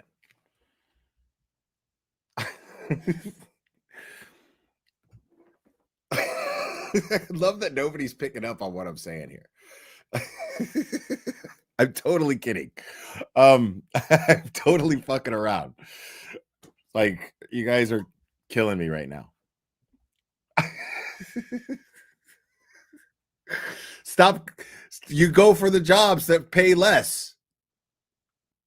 You go for you women, you go out and become women lawyers and women pilots. What do you expect? You keep going for those jobs.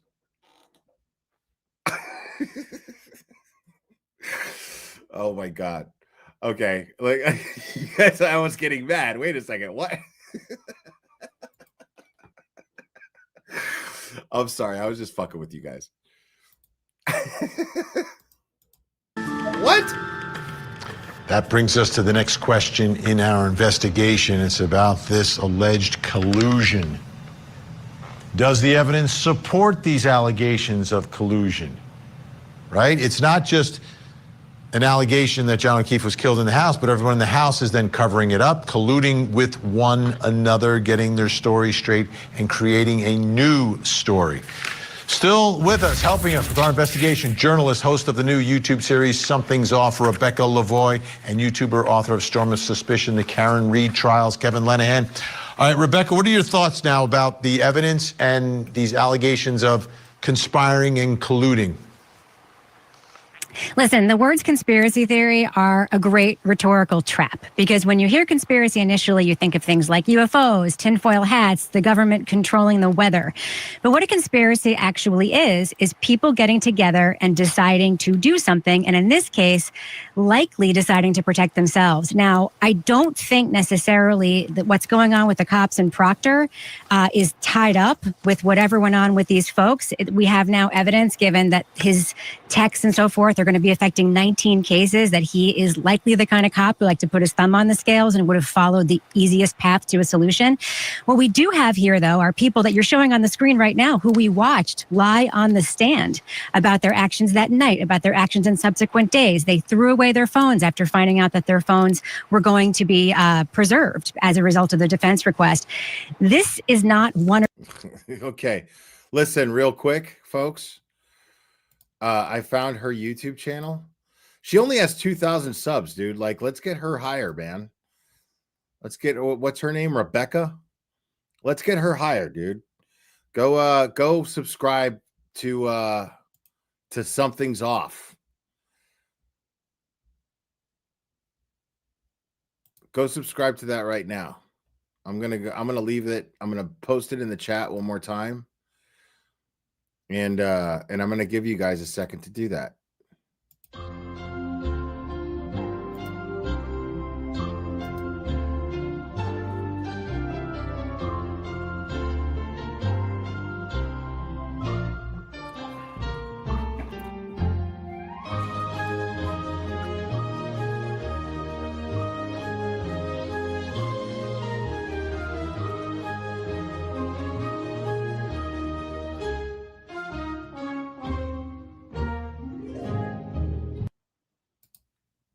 There we go. Courtney, thank you so much. Not gonna lie, my side-eyeing my TV while you talked about the wage gap, thinking there's no way he's saying that right. It's just a stupid joke.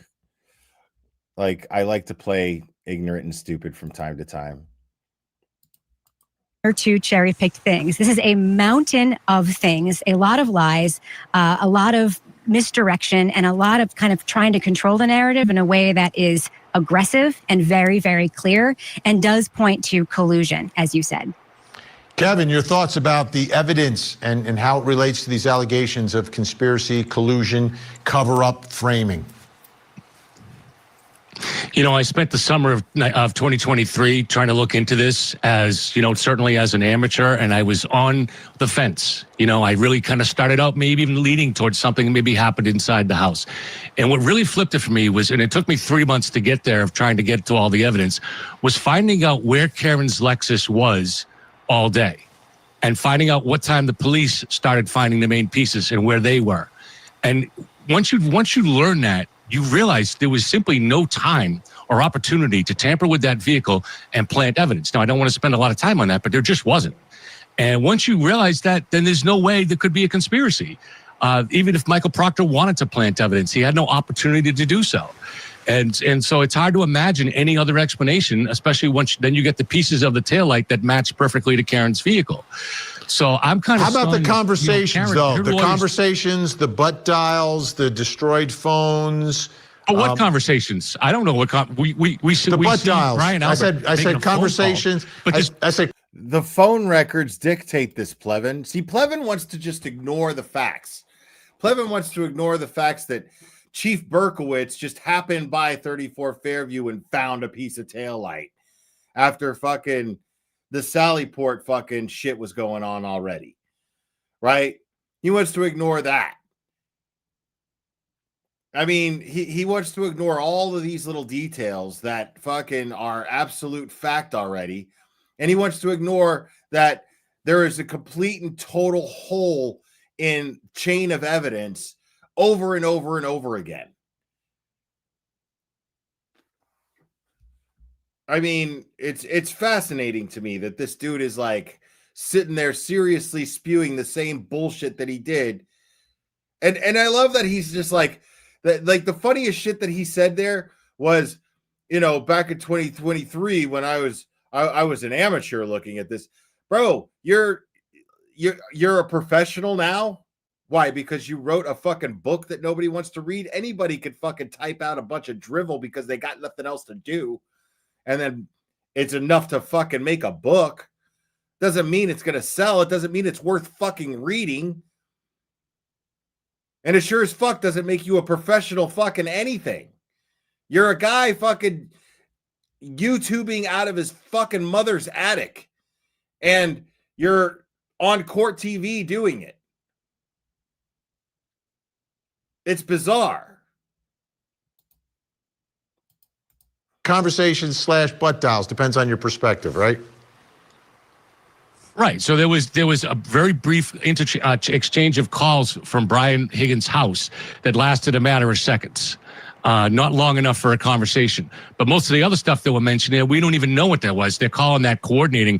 Brian Higgins making a phone call from outside the Canton police station. That's coordinating. We don't even know who he was calling. He could have been checking his voicemail. I mean, we have no evidence that he called Brian Albert or coordinated with anybody. Most of that stuff in there is just speculative and some of it beyond speculative. Rebecca, what are your thoughts? Does it go beyond, or is it taking evidence and then extrapolating a little bit too far, or do you think it's on point here?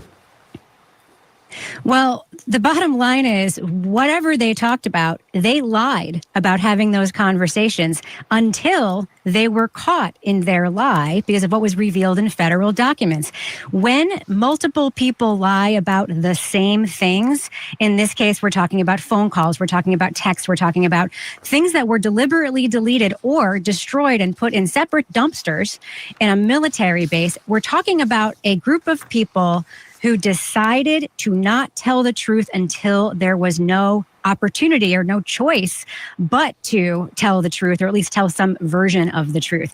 I think it is absolutely very interesting. And one thing I want to address that Kevin said is that, Proctor lied about the time that he picked up Karen's car in his report. Either he made a mistake or lied for many, many, many months, once again, until he was caught with video footage from Karen Reed's parents' house, which showed the time being very different, which did actually give him time once the car was in Canton.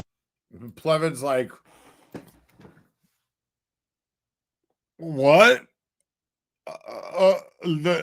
Wait a second. So there's actual evidence that shows that he did have time and that he lied? What? Why didn't I catch that? I'm retarded? Yes, Plevin. That's why. Or give somebody time to tamper with the car. So there's all these little narrative things out there that, again, on their own just seem kind of silly, speculative. It's the combination of them that provides that preponderance of evidence. And for me, it is the lack of veracity of the testimony of these folks in front of the grand jury, lying to the FBI, lying on the stand in both of the trials until the truth came out and they had no choice. That, to me, is what points me in the opposite direction. Don't say that, man. Kevin, That's fucked up. Don't say that shit, stupid April. Yo, I just saw this thing on YouTube. Like, I'm actually rewatching. I'm in the middle of rewatching Breaking Bad. And I saw this thing on YouTube that, like, the kid who played Walt Jr., Flynn, the kid who played Flynn, because he's actually handicapped. You know what I mean? Like, he wasn't acting to do that. He's actually... and he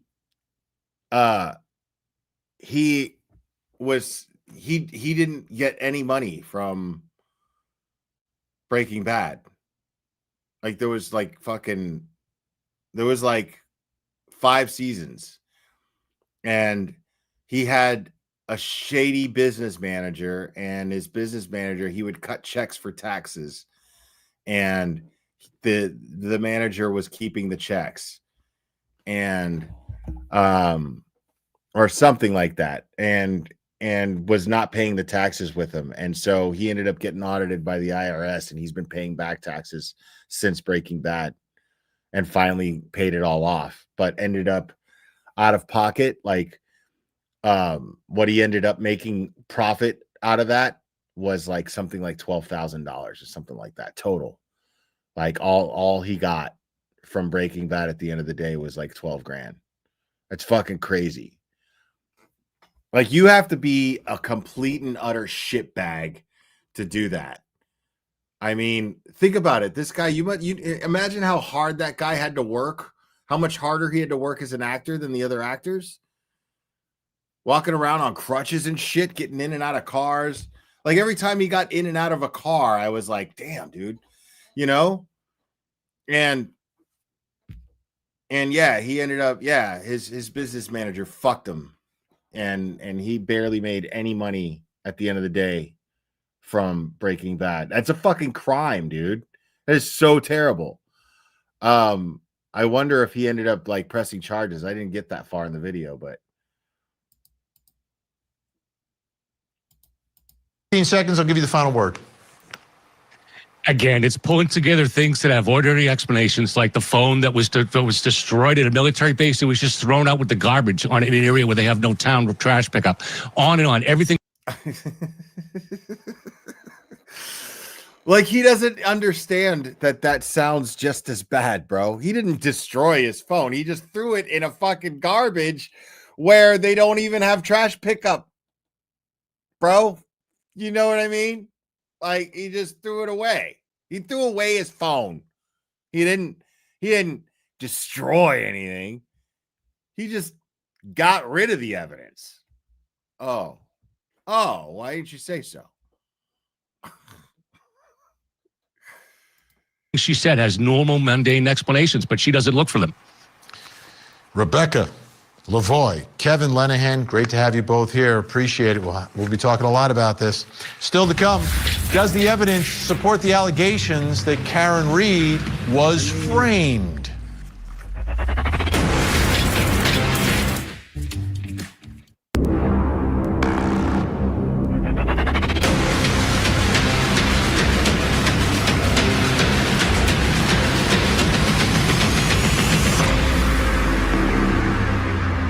I'm Vinny Politan. We continue our investigation of the death of Boston police officer. The fight between Karen Read and the tight-knit Canton Inner Circle is entering its most explosive phase yet. Now, Karen Read is not just saying that she was wrongfully prosecuted, right? That I was an innocent person and I was accused of something I didn't do.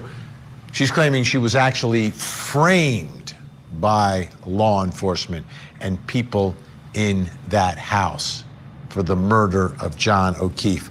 Again, we're going through the civil complaint filed by Karen Read, and now you'll hear our producer read another section of it, this part dealing with the allegations that Karen Read was framed, that evidence was planted to make it look like she was the killer.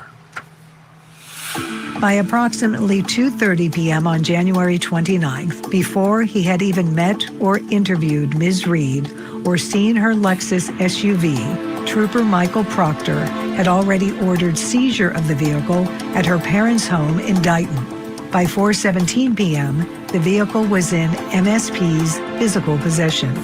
Reports shared by the Dighton Police Department in 2023 reveal that the Lexus was towed from Dighton at 4:17 p.m. Proctor's assertion that he seized it at 5:30 p.m. was intentionally false to hide the fact that the car was in police custody for 73 minutes longer than indicated in his sworn affidavits. Proctor maintained that false narrative because it would hide the exact time frame when he had the opportunity to remove pieces of the taillight from Ms. Read's vehicle and bring them back to the house so that he could later claim the pieces had been there since approximately 12:30 a.m. on January 29th. However, unbeknownst to him, driveway video from the Read residence in Dighton and a report written by the Dighton police revealed Proctor's lie and revealed the true and accurate time the Lexus SUV came into MSP's possession. One or more of them destroyed the taillight, secretly took pieces of it into their possession, and then planted some of them in various places at 34 Fairview and on Mr. O'Keefe's clothes. Proctor also planted pieces of glass on the bumper of Ms. Read's SUV while it was in his possession at the CPD Sallyport garage, which he then claimed to have recovered later on February 1st. Proctor planted this evidence to make it look like these shards originated from a cocktail glass that Mr. O'Keefe was holding when he exited the Waterfall Bar. Evidently, Proctor did not plan on Karen Read's defense attorneys insisting on forensic testing of the glass shards, which showed that they did not match the cocktail glass in Mr. O'Keefe's possession. In fact, the 5 glass pieces originated from multiple different sources. One shard of glass on the bumper did match another piece of glass that had been in Proctor's possession during the investigation. The only way for the glass to have ended up on the SUV bumper is that Proctor planted it there in an attempt to connect the vehicle to the death of Mr. O'Keefe. And let's get to the next question in our investigation. Everyone knows I'm right about this. This is the one that I think made this trial what it was, right? This wasn't someone saying, I'm just not guilty. This is someone saying they were framed. Does the evidence support these allegations that Karen Read was framed? God damn it, Vinny, you know that it does. Like I've watched you explore this shit and go, I don't know. Something's weird here, you got to admit.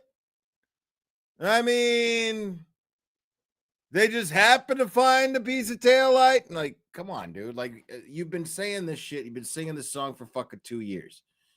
I don't know. We know you know. We know you know. Stop it. Again, not just that they're covering up their own behavior, not just an allegation that they're doing that, an allegation that they're covering up their own behavior and then framing someone else for a murder that she didn't commit. That is the allegation they're making, folks. All right, here to help answer that question, registered nurse Kim Whalen. She's also known as Nurse Kim on TikTok and YouTube. And Margaret McLean, former prosecutor, host of the podcast, It's a Crime with Margaret McLean. Great to have you both here. All right, Kim, what are your thoughts? Does the evidence support these allegations of Karen being framed? It sure does, Vinny. And I think it always has. There has been a huge... Vinny, how come you couldn't put her up? Because now, you know, I think her name's Rebecca. Something's wrong. Podcast or whatever. She did a great job, but I would have loved to have seen our lovely Nurse Kim, our lovey Nurse Kim, go up against Plevin. That would have just been way more fun. Huge swelling of information post-trial coming out regarding Michael Proctor and some additional information of his behavior and conduct in additional extractions of his cell phone. I don't believe that this happened overnight, but I believe that Karen Read is the catalyst that will show what was done in the dark in Canton on January 29th, 2022 will come to light in this civil suit. And I especially go back to that embedded glass that they stated was in her Lexus SUV in that bumper. And it was never that. It was reported as that by Proctor, but those 5 shards were found and they didn't match any of the cocktail glasses. And then you go back and think of the initial investigation by Canton PD while it was light out, because we had video of the Canton police doing the layer by layer with the leaf blower. See, man, like, Kim's my homie, man, and she says that she's got my back all the time and everything, but I don't hear her bringing up the shoe, bro. The fuck? And it was light out. No red or clear plastic was found. It was always a frame job. Margaret McLean, does the evidence support the allegations that Karen Read was framed? So I want to go back to basics, and according to the law, remember, Karen Read, the plaintiff, has to prove her case. And the evidence can't be, it's direct evidence or circumstantial evidence, but it can't be based on conjecture, guesswork, or theories. So if you really look at that and analyze it, there's no supporting evidence of where that glass came from. There's no supporting evidence that Proctor actually planted that, any shards. There's no photographs of it. There's no direct testimony, not even circumstantial evidence. There's no evidence. No, there's circumstantial evidence for sure. Of course there's circumstantial evidence, but I agree with her. She's saying that there's no actual, like, solid evidence that he did this. But I feel like it's not going to be difficult to convince a jury or a judge that this evidence was planted. Clearly the evidence was planted. That, like, they could prove the evidence was planted. They just can't necessarily prove that Proctor did it beyond a reasonable doubt unless, they can convince, you know what I mean? Like, so it just depends on how well they argue against Proctor planting this evidence. But the thing is Proctor, no matter what, like, he looks very, very guilty of framing her. His character is absolutely shot. And so he's going to be forced to have to answer for certain things that people are not going to believe him. He's just not going to be believed. But I don't think that there's actually any evidence unless they have it, but I don't think that they need what she's saying they need. You know what I mean? I'm saying that I think it's going to be enough to paint the picture that Proctor was the only one and he had motive to do it. That Karen was framed. And there's also no evidence that a fight took place inside the house with all these people as witnesses. We have, remember, testimony from Ian Whiffen where there was a little circle where maybe O'Keefe was in the garage for all of 3 seconds, but how could he have been pummeled, as the civil complaint says? We have to go back to the basics of the law, that she has to prove her case by a preponderance of the evidence. So again, the facts must be supported. And we can't go on all these theories and conjecture, because that's in the dog bites, another thing that was in the complaint. That's another theory that's not supported by direct or circumstantial evidence. No, it's supported by Dr. Marie Russell, who is the world authority on determining whether or not those are dog bites. So, yeah, I think that they're going to be able to prove that. Kim, I'll give you an opportunity to respond to the allegation that the evidence is merely conjecture. Yeah, I don't see it as that. I also see us as having a time frame in the Sally Port that video was never produced, and it was hidden, and it came out in dribs and drabs. And you do see Michael Proctor at the back of that right rear taillight that was sold to the Commonwealth and to all of us at home and to that jury, that it was the... Now, Kimmy just kind of, I mean, we can't really tell if that's Proctor, but we know it is. Driver's side, but it really was the exact reverse. And it was Proctor standing at the right rear tail light when it was in that Sally Port. I think that all roads lead to Michael Proctor on this one. Margaret, and where is the line for you between conjecture and circumstantial evidence? I mean, most murders that we cover here on Court TV, there's no video of the murder. There's no picture of it. Most times there's no eyewitness to it. So prosecutors routinely put things together. So in this case, Karen Read and her team have to sort of act as prosecutors in proving their allegations.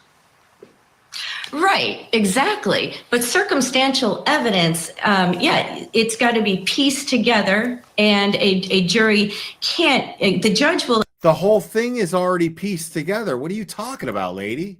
Explain in the jury instructions.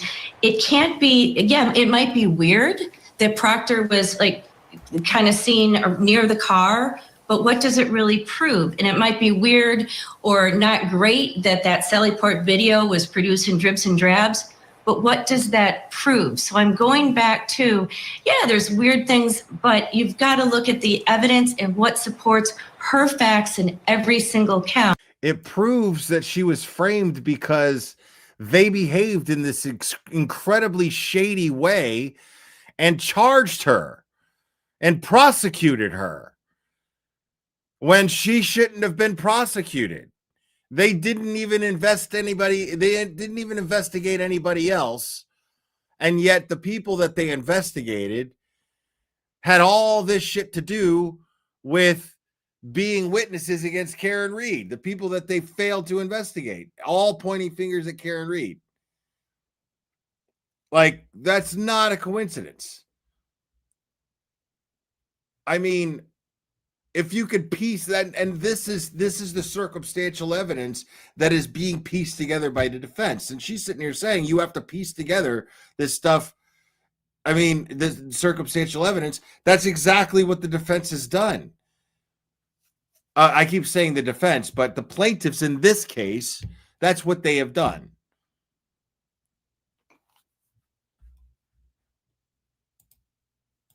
Of the civil case. And I, we don't like Proctor. I'll agree we don't like Proctor. There might be something to that, like one of those charges, but I can't see this, big conspiracy in the house with the dog and the McCabe's and the Alberts and the Higgins and back to the phone. So they threw away the phone in a dumpster, But again, what does that really prove? She has to prove her case by a preponderance of the evidence. It can't, and that's above, it's 51% and above. I love that people want to act like it's not suspicious at all that Higgins threw his fucking phone away in a dumpster, dude. Like, who does that? My answer to anybody who goes, what does that prove that he threw his phone away in a dumpster? I'm going to go, when was the last time you threw your phone away in a dumpster? Like, type 1, if you've ever thrown your phone away in a fucking dumpster. The fuck is this lady talking about? Of course that's fucking suspicious as fuck. That is a piece of circumstantial evidence that's going to get pieced together with other pieces of circumstantial evidence. That's absolutely circumstantial evidence.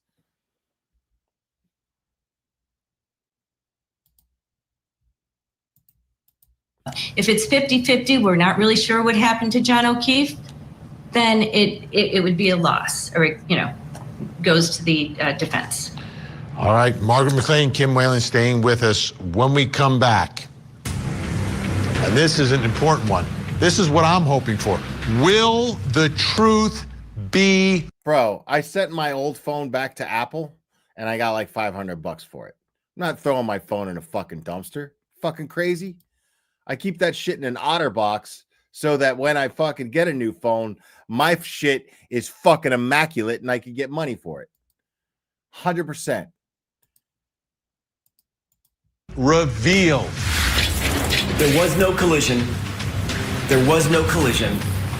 There was no collision.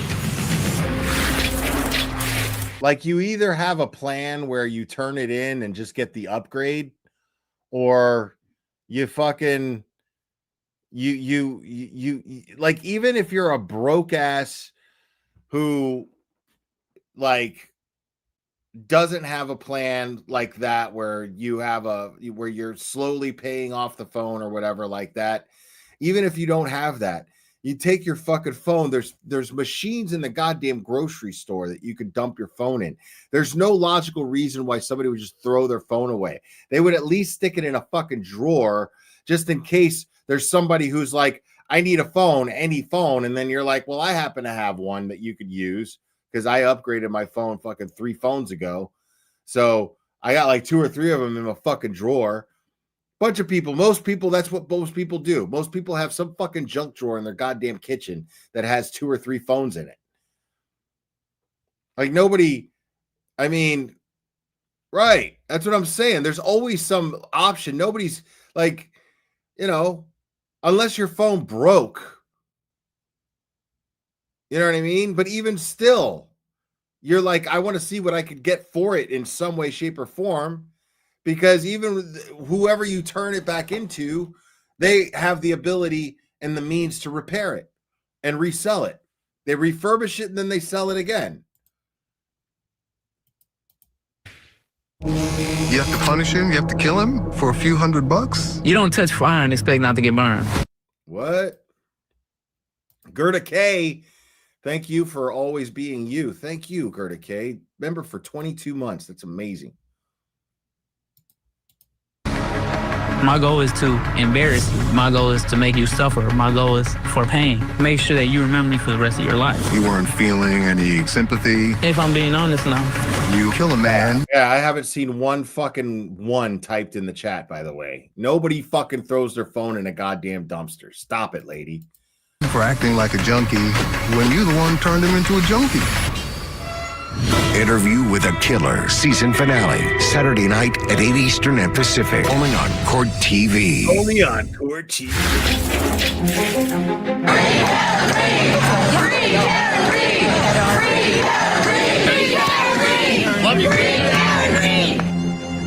All right.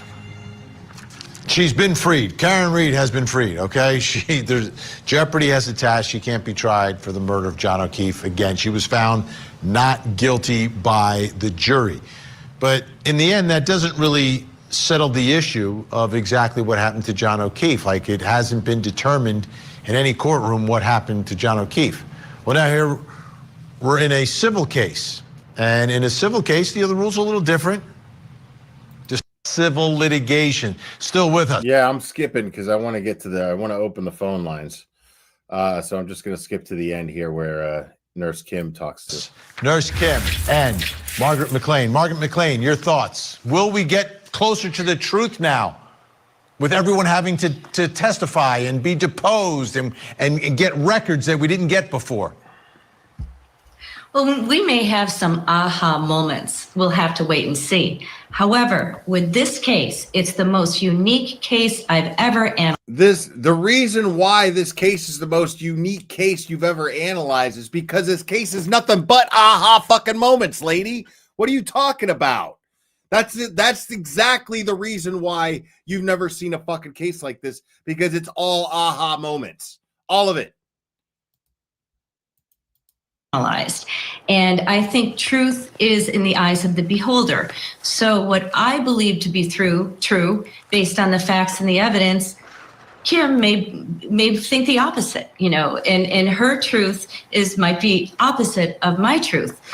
And, in the long run, there may be some big aha moment, but if not much more comes out than what we already know, again, it goes back to a very polarizing case, as you guys mentioned in your opening. I didn't just mention it. We lived it, Margaret. We lived it. Before we run out of time, we did. I want to bring in Nurse Kim. Nurse Kim, do you believe the records that will be exposed and some of the testimony and the areas of the testimony that will be compelled, do you think we'll get the truth this time around? I'm hopeful, Vinny, that we will, because in the end, for the O'Keefe family and for Karen Read, I think that is the best to give that piece to the O'Keefe family and to the Reads.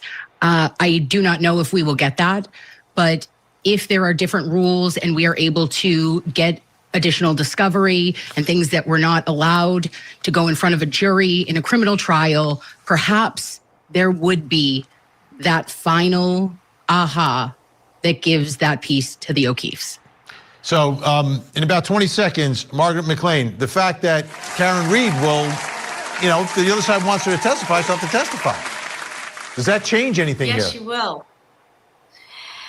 I don't think it'll change too much. I think she'll be prepped for her deposition. It'll take a long time. Remember, it's a civil case, so there's going to be loads and loads of depositions. And I did civil defense work, so this will drag on forever. But she will be prepped, as will the other side. So again, I don't think she's going to suddenly say, "Oh, I really hit him," and no. But will the truth? Unless somebody in the House suddenly flips and says, "You know what? We were all in on a conspiracy." Now that would make it interesting for sure. All right, we are out of time, unfortunately. Kim Whalen, thank you so much. Nurse Kim, Margaret McLean. It's just so funny because Kim is like the sweetest woman ever, right? She is genuinely this sweet. But she also has a side to her where I know that she wants to tell this woman, shut the fuck up. Like, that's what I love about Nurse Kim, is like she is genuinely that sweet. But there is a side to her, I promise you, that wants to tell her to shut the fuck up. Thank you. It's a Crime with Margaret McLean. Nurse Kim, TikTok, YouTube, check them out. All right, almost all the time, civil cases are about money. They almost always end in settlements. That's because a large portion of civil litigation, insurance companies are the ones making the decisions. I think this case is different. This is personal on both sides of the lawsuit. I agree. And I have a hard time believing that either side will bend or compromise. Yeah, nobody's settling in this case, dude. Which means we may very well have a third Karen Read trial. I'm Vinny Politan. We'll keep digging for answers as the investigation I'm Vinny continues. Politan.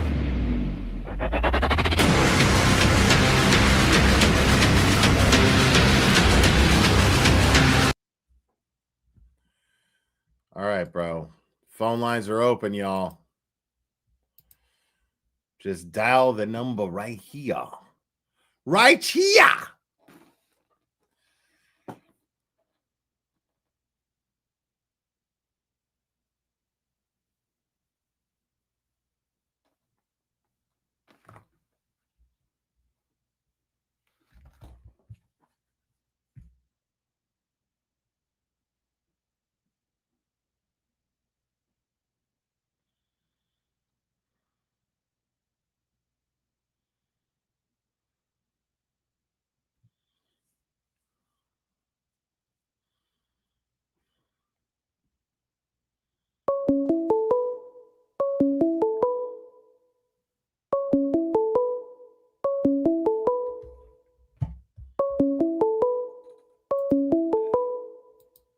Call from.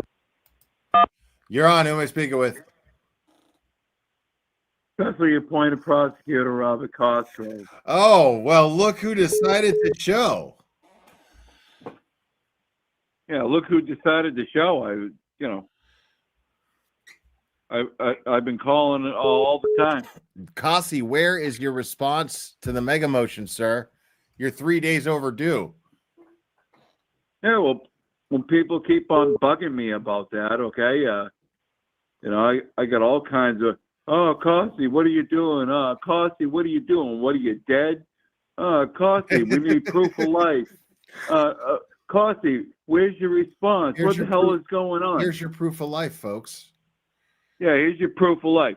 Okay, so first of all, do you all really even want a response? I mean, no. Yeah. No, we don't. Okay. Yeah, everybody's like, where's your response?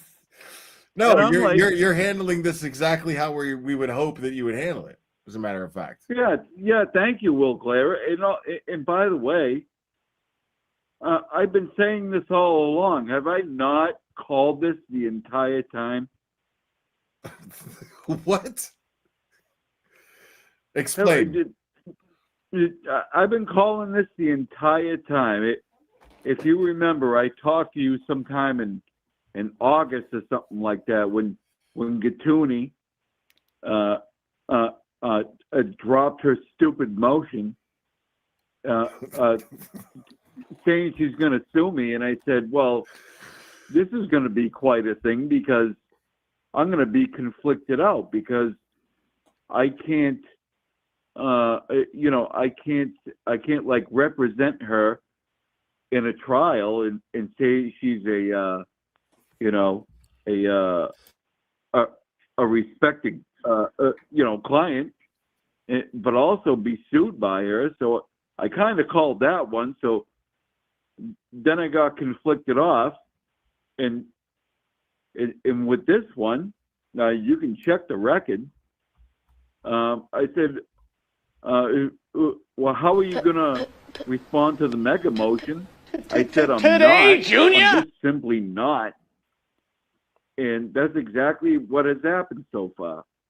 So, but I mean, if everybody wants me to, What we want you to do is just drop the fucking case, dude. Just like let it go. Well, what do you think I'm doing by not responding? Jesus Christ. Well, file a fucking, respond with a fucking dismissal of the fucking case. Well, it's the same thing.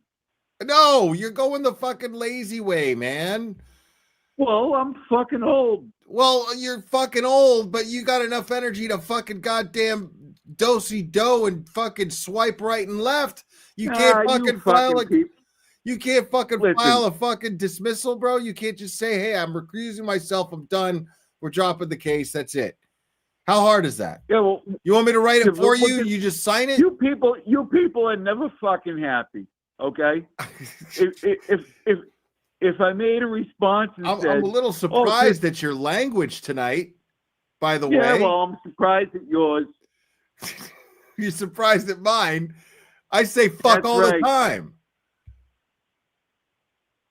Well, okay, so maybe my language is a little bit out of line, but what I'm saying is you people will never be happy, People are blowing up my crap over here. Causey, where's your response? Where's your response? What are you, dead? What are you, stupid? You don't want a response. It's just it's best if I just fade off into the sun. I'm sensing a little hostility towards the antenna people from you, especially appointed prosecutor Robert Cosgrove. Well, this has nothing to do with the antenna people, okay? But what I'm saying is when are you people going to be happy? Is when I come back with a response and say, blah, blah, blah, blah. Will you take my late submission? You can't say you people anymore. Like, this isn't 1943, dude. You can't say you people anymore. Yeah, well, I was born in the late 1800s. I only know one train of thought here. You are a man of advanced years. You are, yes. Yeah, I'm a man of advanced years. That's correct. So I'm getting all kinds of, the first of all, people actually sometimes think I'm the specially appointed prosecutor, Robert Cosgrove. And,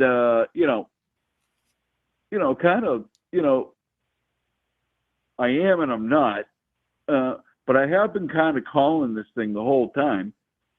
And you don't really want a response. I mean, the best thing, and what I've been saying the whole time, is to just kind of fade off into the sunset. You don't hear from me anymore, but everybody's like, well, where's your response? But because you're a man of advanced years, people worry about you. You've been calling into the show. You become a part of our lives, and now that you've just been ghosting the court, it makes us worry, and we start to speculate as to what may or may not have happened to you, sir.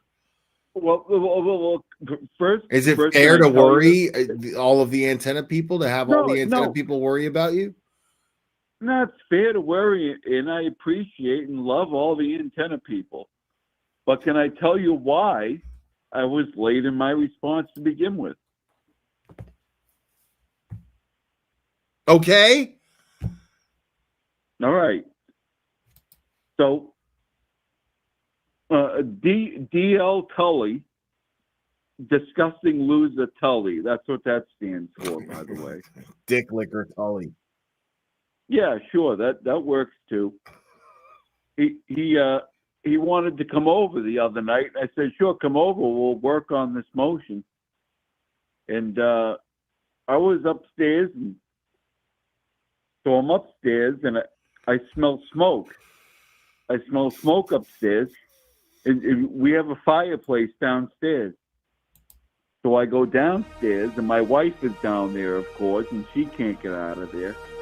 And D.L. Tully is shoveling all my papers to the motion in the fireplace. He's shoveling them in there. He's just shoving all the papers in there, and they're burning up. And they're making smoke throughout the house. So anyways, that's why I wasn't able to get the motion in on time, even if I wanted to, because disgusting loser Tully was down there shoveling all my papers into the fireplace. Why was he doing that? Well, I would assume because he would be implicated in many of the doings of the Norfolk District, All right. I would assume because he's implicated in a lot of them papers, and he figured he could get past my wife in the basement. In doing so, I didn't realize he was there. I was out gardening. And he was shoveling all these papers into the fireplace, and I'm like, the only thing getting Tully shoveled face. here is your bullshit. That is the only thing getting shoveled in here. Yeah, well, anyways, I was like, "Hey, Tully Face, what are you doing with those papers?" And he's like, "Oh, just don't worry about it. Don't worry about it, Costy. Go upstairs. Go make your wife a tuna sandwich." He was trying to distract me, but he was throwing all the papers into the fireplace. Will Glera. That's what happened. Now, have you thrown DL Tully into the mix with your relations, as your physical relations with Mrs. Cassie G? I mean, I don't know what he was doing down there before I got down the stairs. Did he have like a stripe painted on the top of his head to make it look like the head of a penis? I'm sorry. Because Will, I don't know wonder. what you mean. Well, I mean, like, because his head looks like a dick, and if he had like a stripe, it looks more like a dick, like the hole of a dick. So he's got like a dick hole on his head. And did he stimulate with his head a sex toy for Mrs. Cassie G? Is what I want to know. Because I feel like she's old, so she's pretty wide open. Well, I don't think there's any need to be gross about this. I'm just saying. I'm just speculating as to what goes on in the basement stripe? with DL. You're the one who told me that DL Tully hangs out in the basement with the fucking Mrs. Cassie G, bro. Okay?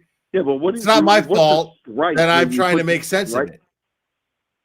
Yeah, I was Make with me you out to for be a minute. gross. I was with you for a minute, and then you talked about a stripe. About a dick hole, a simulated dick hole on Tully's dick head and Mrs. Cassie's wide open why cave. would it be? Will, why would it be a stripe, sir? Well, because it's a vertical hole, bro. Why didn't you just The say a vertical? the urethra. Okay. The urethra. Will, I need you to ride with me, but I need you to kind of make sense. I am making sense, bro. You never heard of an urethra head? He's got an urethra on his head. Well, I have now, I guess. Yeah. The Tully urethra. Urethra Franklin? Something like that. Urethra Franklin. All right, I can ride with that. That's right. All right, very good. The second and a half president of the United States. I don't know where you're going with that. Well, anyways, yeah. Anyway, that's why I was late for my response to the mega motion, and Tully destroyed all my stuff. He was shoveling all my papers into the fireplace, and now it's too late. I don't know what to Hammerhead and Mrs. Cassie G. I don't know what he was doing down there, but he would be punching down in that case. I mean, by all accounts, I don't want to get dirty on this, Will, but Hey. if he's making time with my wife in the basement and he had access to Gatuni, I don't know why he'd be punching down like that. But you think it's a punch down? I mean, yeah, it seems to be like Mrs. Cassie G is a breath of fresh air compared to Gatuni. Can you imagine? Well, it's a matter of perspective, really. I mean, what's your flavor? Not crazy. Crazy or ancient? I mean, I'll take an elderly woman over Gatuni any day. Like, well, there you go. Too much energy. Too much energy for crazy. Not enough energy for crazy from the elderly lady. Well, there you go, and then that's your choice. Maybe right. That's disgusting. DL Tully's choice. It just makes more sense. It's practical. It's called. We're talking. Yeah. We're speaking in practicalities. Yeah, yeah. I mean, my wife is a solid lady, solid housewife.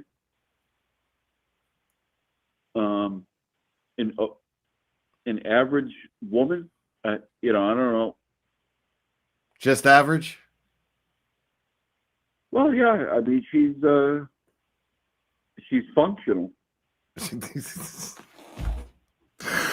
She's functional. Well, I guess that's all you can really ask for these days. You're damn right. You're damn right, Will Glera. That's what I'm saying. Hell yeah. Hell yeah. Yeah, man. Cheers to functional elderly wives. Yep. Anyways, you got any other questions tonight? No. Antenna people have any other questions? Do the antenna people have any questions for specially appointed prosecutor Robert Cosgrove?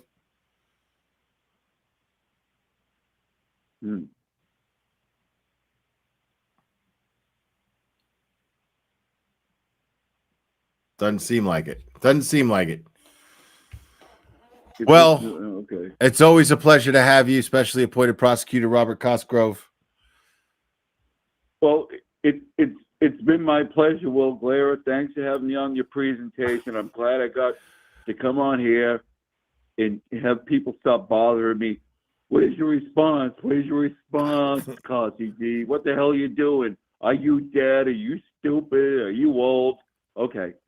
So it was good coming on here. Good to clear the air. Well, good. I'm glad. I'm glad you feel better. I do feel better. Thank you. Right on. Well, thank you, especially appointed prosecutor Robert Thanks, Will Cosgrove. Glera. Now you're on your presentation. You're welcome. Thanks for being on my presentation, sir. Bye. Bye-bye. Specially appointed prosecutor Robert Cosgrove, everybody.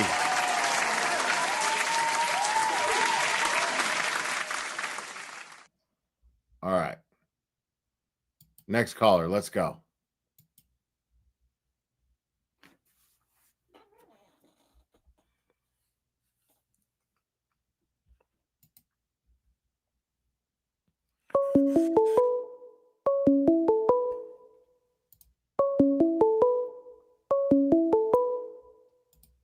Call from.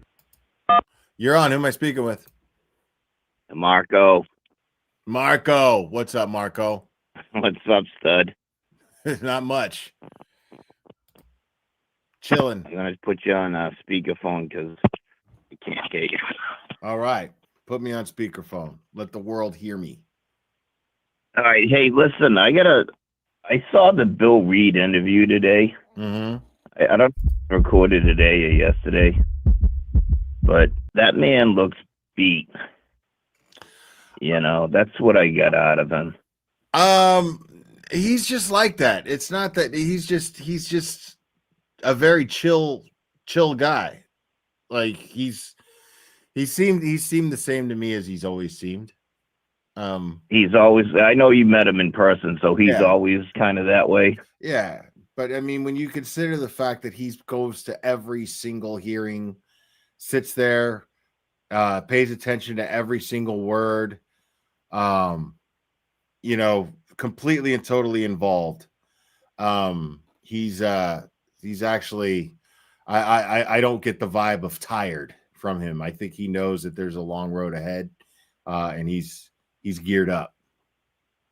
Maybe that's what it is that these civil trials, as Turtle Boy was saying, they just drag on for years and years and years. They do. And that's that. I just find that is so unfortunate. Right. Yeah, I mean it is. It is. And yeah, hopefully it won't take too long, but I feel like it will because I don't think either side's gonna bend. So well, somebody, I don't know who it was, but somebody, maybe it was that Margaret person that somebody's going to settle. But I'm with you. I don't think nobody's going to settle. I don't think anyone's going to settle with this. This is not about money. This is about justice. Right. Yeah, they're not going to settle. If the McAlberts and these members of the Massachusetts State Police settle, then they're basically admitting to a crime. You know, right? So and that's not going to happen.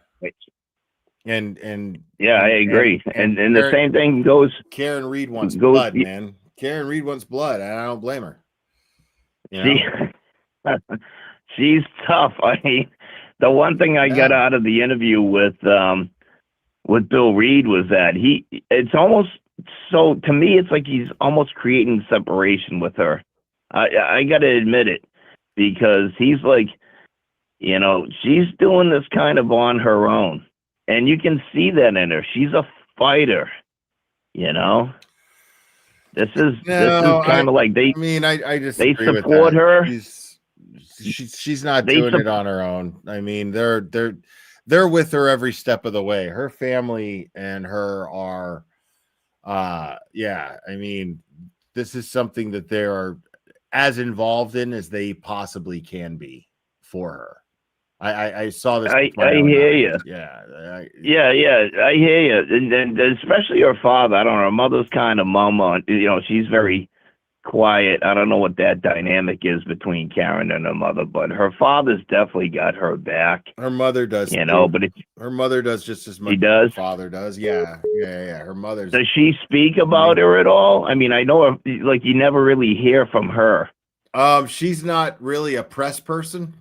Yeah, no, I get it. I'm not either. You know, you are who you are. But she is easily one of the most personable people that I've ever met. Like, the irony is that she would do amazing in an interview. She would just shine. It's just that I don't think that she's. It's not something that she desires very much, I would imagine.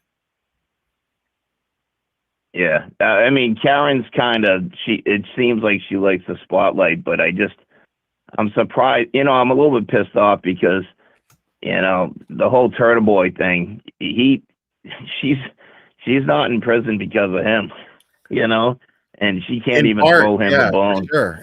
For sure. Yeah, definitely. Turtle Boy played a big, very vital part in that. And I agree with you. Yeah, I share my opinions are similar, most definitely towards that. I would like to see, you know, I mean, I see you as a person who's kind of like a middleman, kind of middle of the road. You know, I know you identify as being like libertarian and whatnot, as do I, you know.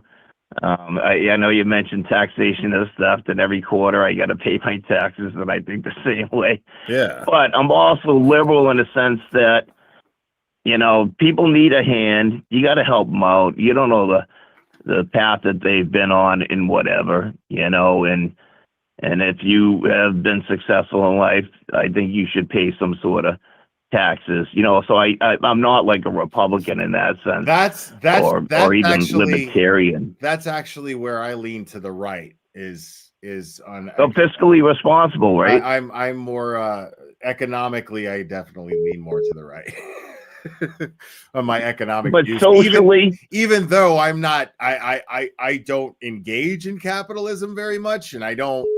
You know, but I believe. What are you talking about? Yeah. Well, you're a YouTuber. There's nothing more capitalistic than being a YouTuber. What do you mean? What do you mean? You just go out there and you make money. I mean, I don't even know if you could be a YouTuber in Russia. I don't even know if YouTube's allowed in Russia. Well, I mean, in the sense that, yeah, do I practice in making my money independently? Absolutely, of course. Sure. I'm happy in that sense, but I'm not ambitious where I'm like, I need to make more money, more. Right. No, I get that. I've never That's been gluttony. that guy. I don't know how to do that. Yeah, and you know what? I'm the same way. You know, I can probably charge a lot. I get money and I get rid of it. That's what happens to me. Well, yeah. I don't know what you get rid of it on. But whatever. I don't judge. Mostly, you know, mostly trips to Boston the last couple of years. What do you mean? Yeah. No, they got to be funding some of that for you, because you've raised a lot of money for her. No. Nobody's ever. I pay for my trips to Boston every time. No kidding. Yeah. Yeah. Oh, I respect that. I know that like Annie Elise, as a thank you, got me a room and took care of my boarding because I had set up this whole thing for her and I to be able to attend the trial and get her a seat in the courtroom. So just as a thank you for facilitating that, she was like, I'll take care of your lodging when you get here. So I was like, That's cool. nice. Yeah, it was very nice of her. I mean, she's a good friend of mine. We've been friends for a long time. So it was just, Well, listen, man, I'm kind of I've heard about you before, and I just kind of discovered your channel, and I heard you tonight, and I was like, this guy's kind of the real deal, you know? I think being libertarian, because that's how I kind of identify. I think you're a straight shooter, you know, which is good. With all of like the shit that's happening right now, you know, but it's so divisive. It's the whole country's this way too, and I don't know if it's because of the media or if it's because of politics or whatever. But there's no middle ground anymore, you know. And I feel like it's going to be like us libertarians that are like, listen, you guys wearing the fucking right. Social media far right-wing Trumpers, you know, they're batshit crazy, but so is the extreme left. I agree. You know what I mean? And there's no more common sense anymore. Social media has created a society where everybody thinks that they're entitled to everybody else's fucking business. That's what's happened. Yeah. And now everybody has say over how everybody else lives their life because social media has created that illusion. And that's the society we live in right now. That's my theory. And the thing is too is that, you know, because I got a brother who's he's awesome. I love my brother. He's awesome. But he's gonna find something to support his stance on the internet. And it's like, well, if it's on the internet, it must be true, you know. And it's like, well, you can't really just believe that. And there's so many like echo chambers, you know, that people there's so much conspiracy gone wild now that there's going to be a forum for it, and people just pumping each other up, you know. So that's why I'm saying, listen, you were there before Karen Read. You got a following, you know what I'm saying? And just be true to yourself. So, you know, ultimately, this is really not really about Karen Read, you know, because to be honest with you, I think she's not too grateful for the people who have helped her out. But we got to remember, there's a fallen police officer in all of this, right? You know, and he's dead. And I really don't care, you know, what side or who you're on, but let's not lose focus on that. And wherever the evidence leads to, you know, then support it. I feel terrible for the O'Keefe family. Right. I really do. You know, and that's what I don't like about Turtle Boy. He calls his mother a, you know, whatever. And it's like, what did she ever do wrong to deserve that? She lost her daughter, she lost her son-in-law, and then she loses her son and she's crying in court and he's calling her these names. What the hell did she ever do to deserve that? You know what I mean? Yeah. Anyhow, you know, it's just a sad situation. And but the reason I called in was that, like I said, I looked at Bill Reed and I said, damn, he just seems like a good dad, you know? And it just seems like he's broken, you know. I feel for him going through all of this. The thing is, man, like, yeah, you know, you meet the other members of Karen's family, and like, you know, you look at a guy like Nathan Reed. I mean, he's just the product of good upbringing. It's just that simple, just good parenting. Like, and you meet Bill and Janet Reed, and they're, you know, it just all makes sense. It just makes perfect sense why, you know, everyone is the way they are, you know. She's got another sibling too, right? Yeah. I don't know her much. She would be in my chat during the trial quite a bit. She was very supportive of this channel. She was really cool. And she would sometimes DM me on Instagram and say nice things. But you know, she's didn't want to be involved in the public eye so much during all of this. Yeah, which I respect. No, I totally get that. Yeah, you know, I everybody's respect different, that. and right. I respect that too. Yeah. Yeah. Yeah. Well, hopefully this all gets settled someday, and maybe, you know, with all the politics and all the shit that's going on in this country right now. I mean, I'm waiting to hear what's going to drop with these Epstein, you know, shit. Yeah, I'm real interested. You know, in that. that's like, that could be like, you know, the left scared, the right scared, and the libertarians are saying, fucking, we don't give a fuck. Just release everything. Yeah, I just want to see. Yeah. Let's let the whole house catch fire and see what happens. Yeah. It's just like also, you know, Judge Cannoni, she's going to release the sidebar. You know, yeah, I'm interested in what that has to say. You know, I think that's going to be very telling. I think both sides are thinking, oh, yeah, this is going to be crazy. It's going to support my side or whatever. But you never really know. I'm not thinking of it in terms at all. I just want to know what was said in those sidebars. Because I'm not expecting to be proven right or wrong in any way, shape, or form. I just want to know what the fuck was said in those sidebars. That's all. It's like the jurors, you know, you got to remember they're supposedly, you know, doing the right thing, and they're supposed to really know nothing that goes on in the news. Now, we know that that's not the truth. You know, people are going to talk. You're going to open up your email, you're going to turn on your computer, and shit's going to be there, and you're going to see it. You know, but they're supposed to be unbiased and impartial and so forth. But we, as an audience watching it, have heard all the news and everything. So we form our own opinions, but we didn't hear what was going on during those sidebars. So that's like another level of information that we're going to be presented with.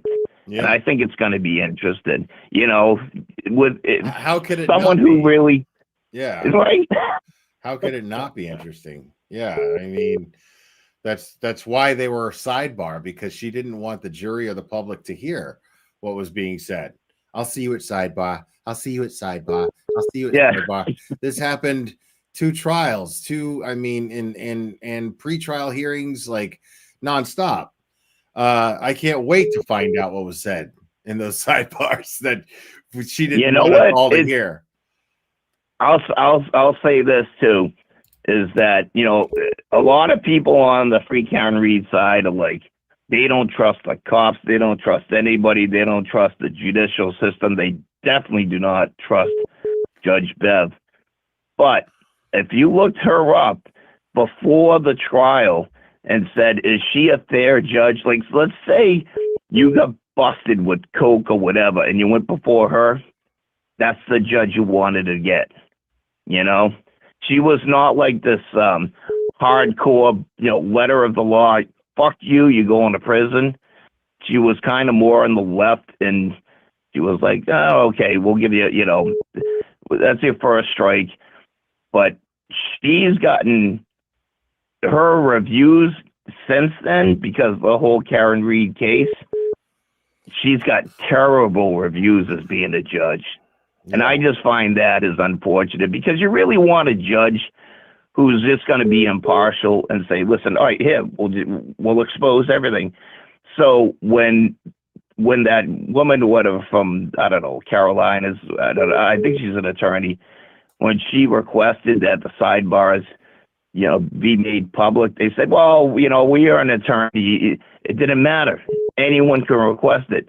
Yeah. And Judge Bev said, all right, not a problem. Here you go. Here you go. Here's the order.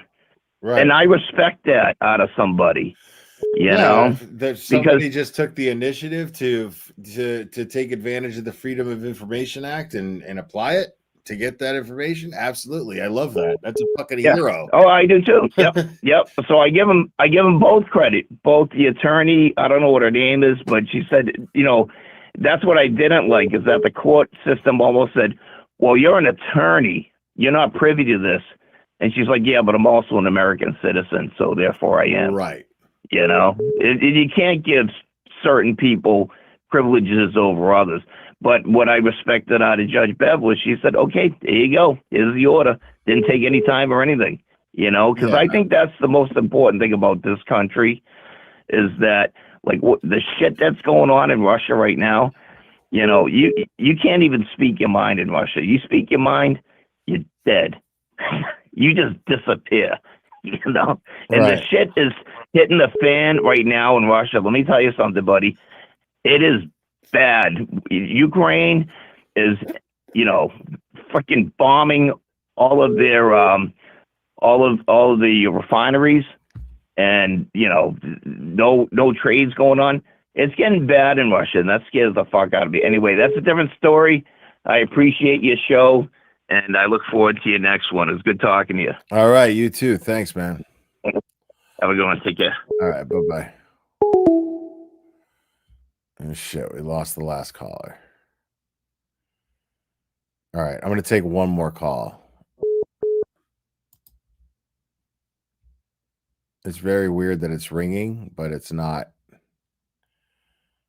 It's very bizarre. Hold on, let me refresh. Here we go.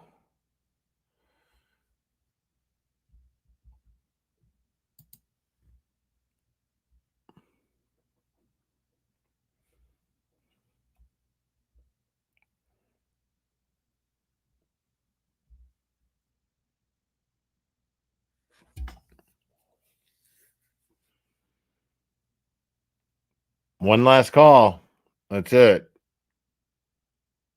Nobody. All right.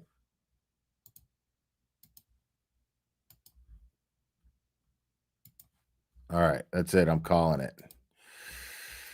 Folks. I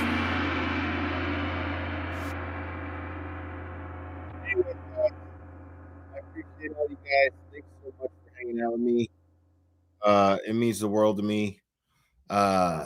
Especially just an impromptu late night live, just because I got bored and you guys are down to hang out with me when I actually have absolutely nothing specifically to talk about or go over. But we did, and it was fun. We found stuff to go over and talk about and hang out as we always do, and I had a great time. So it means a lot to me that you guys stayed up late and hung out.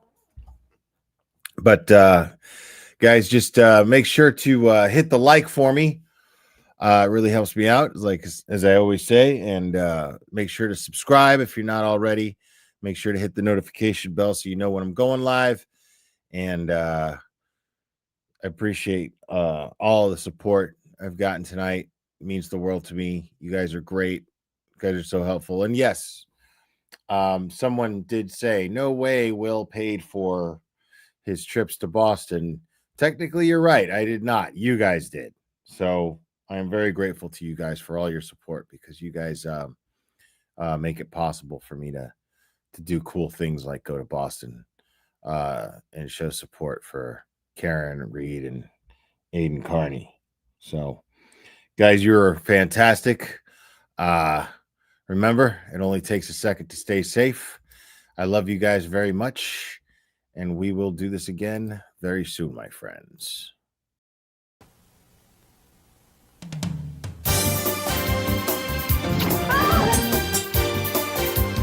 Watch out!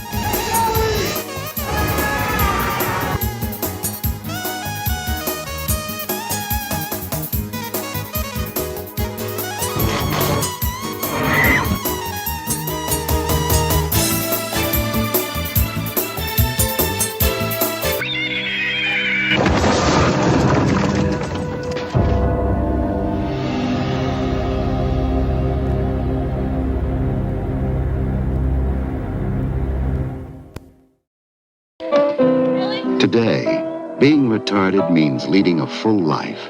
Retarded people go to work or school, just like their neighbors, and come back to a real home. A supervised home, right in the neighborhood, where they belong. Being retarded never stopped anyone from being a good neighbor.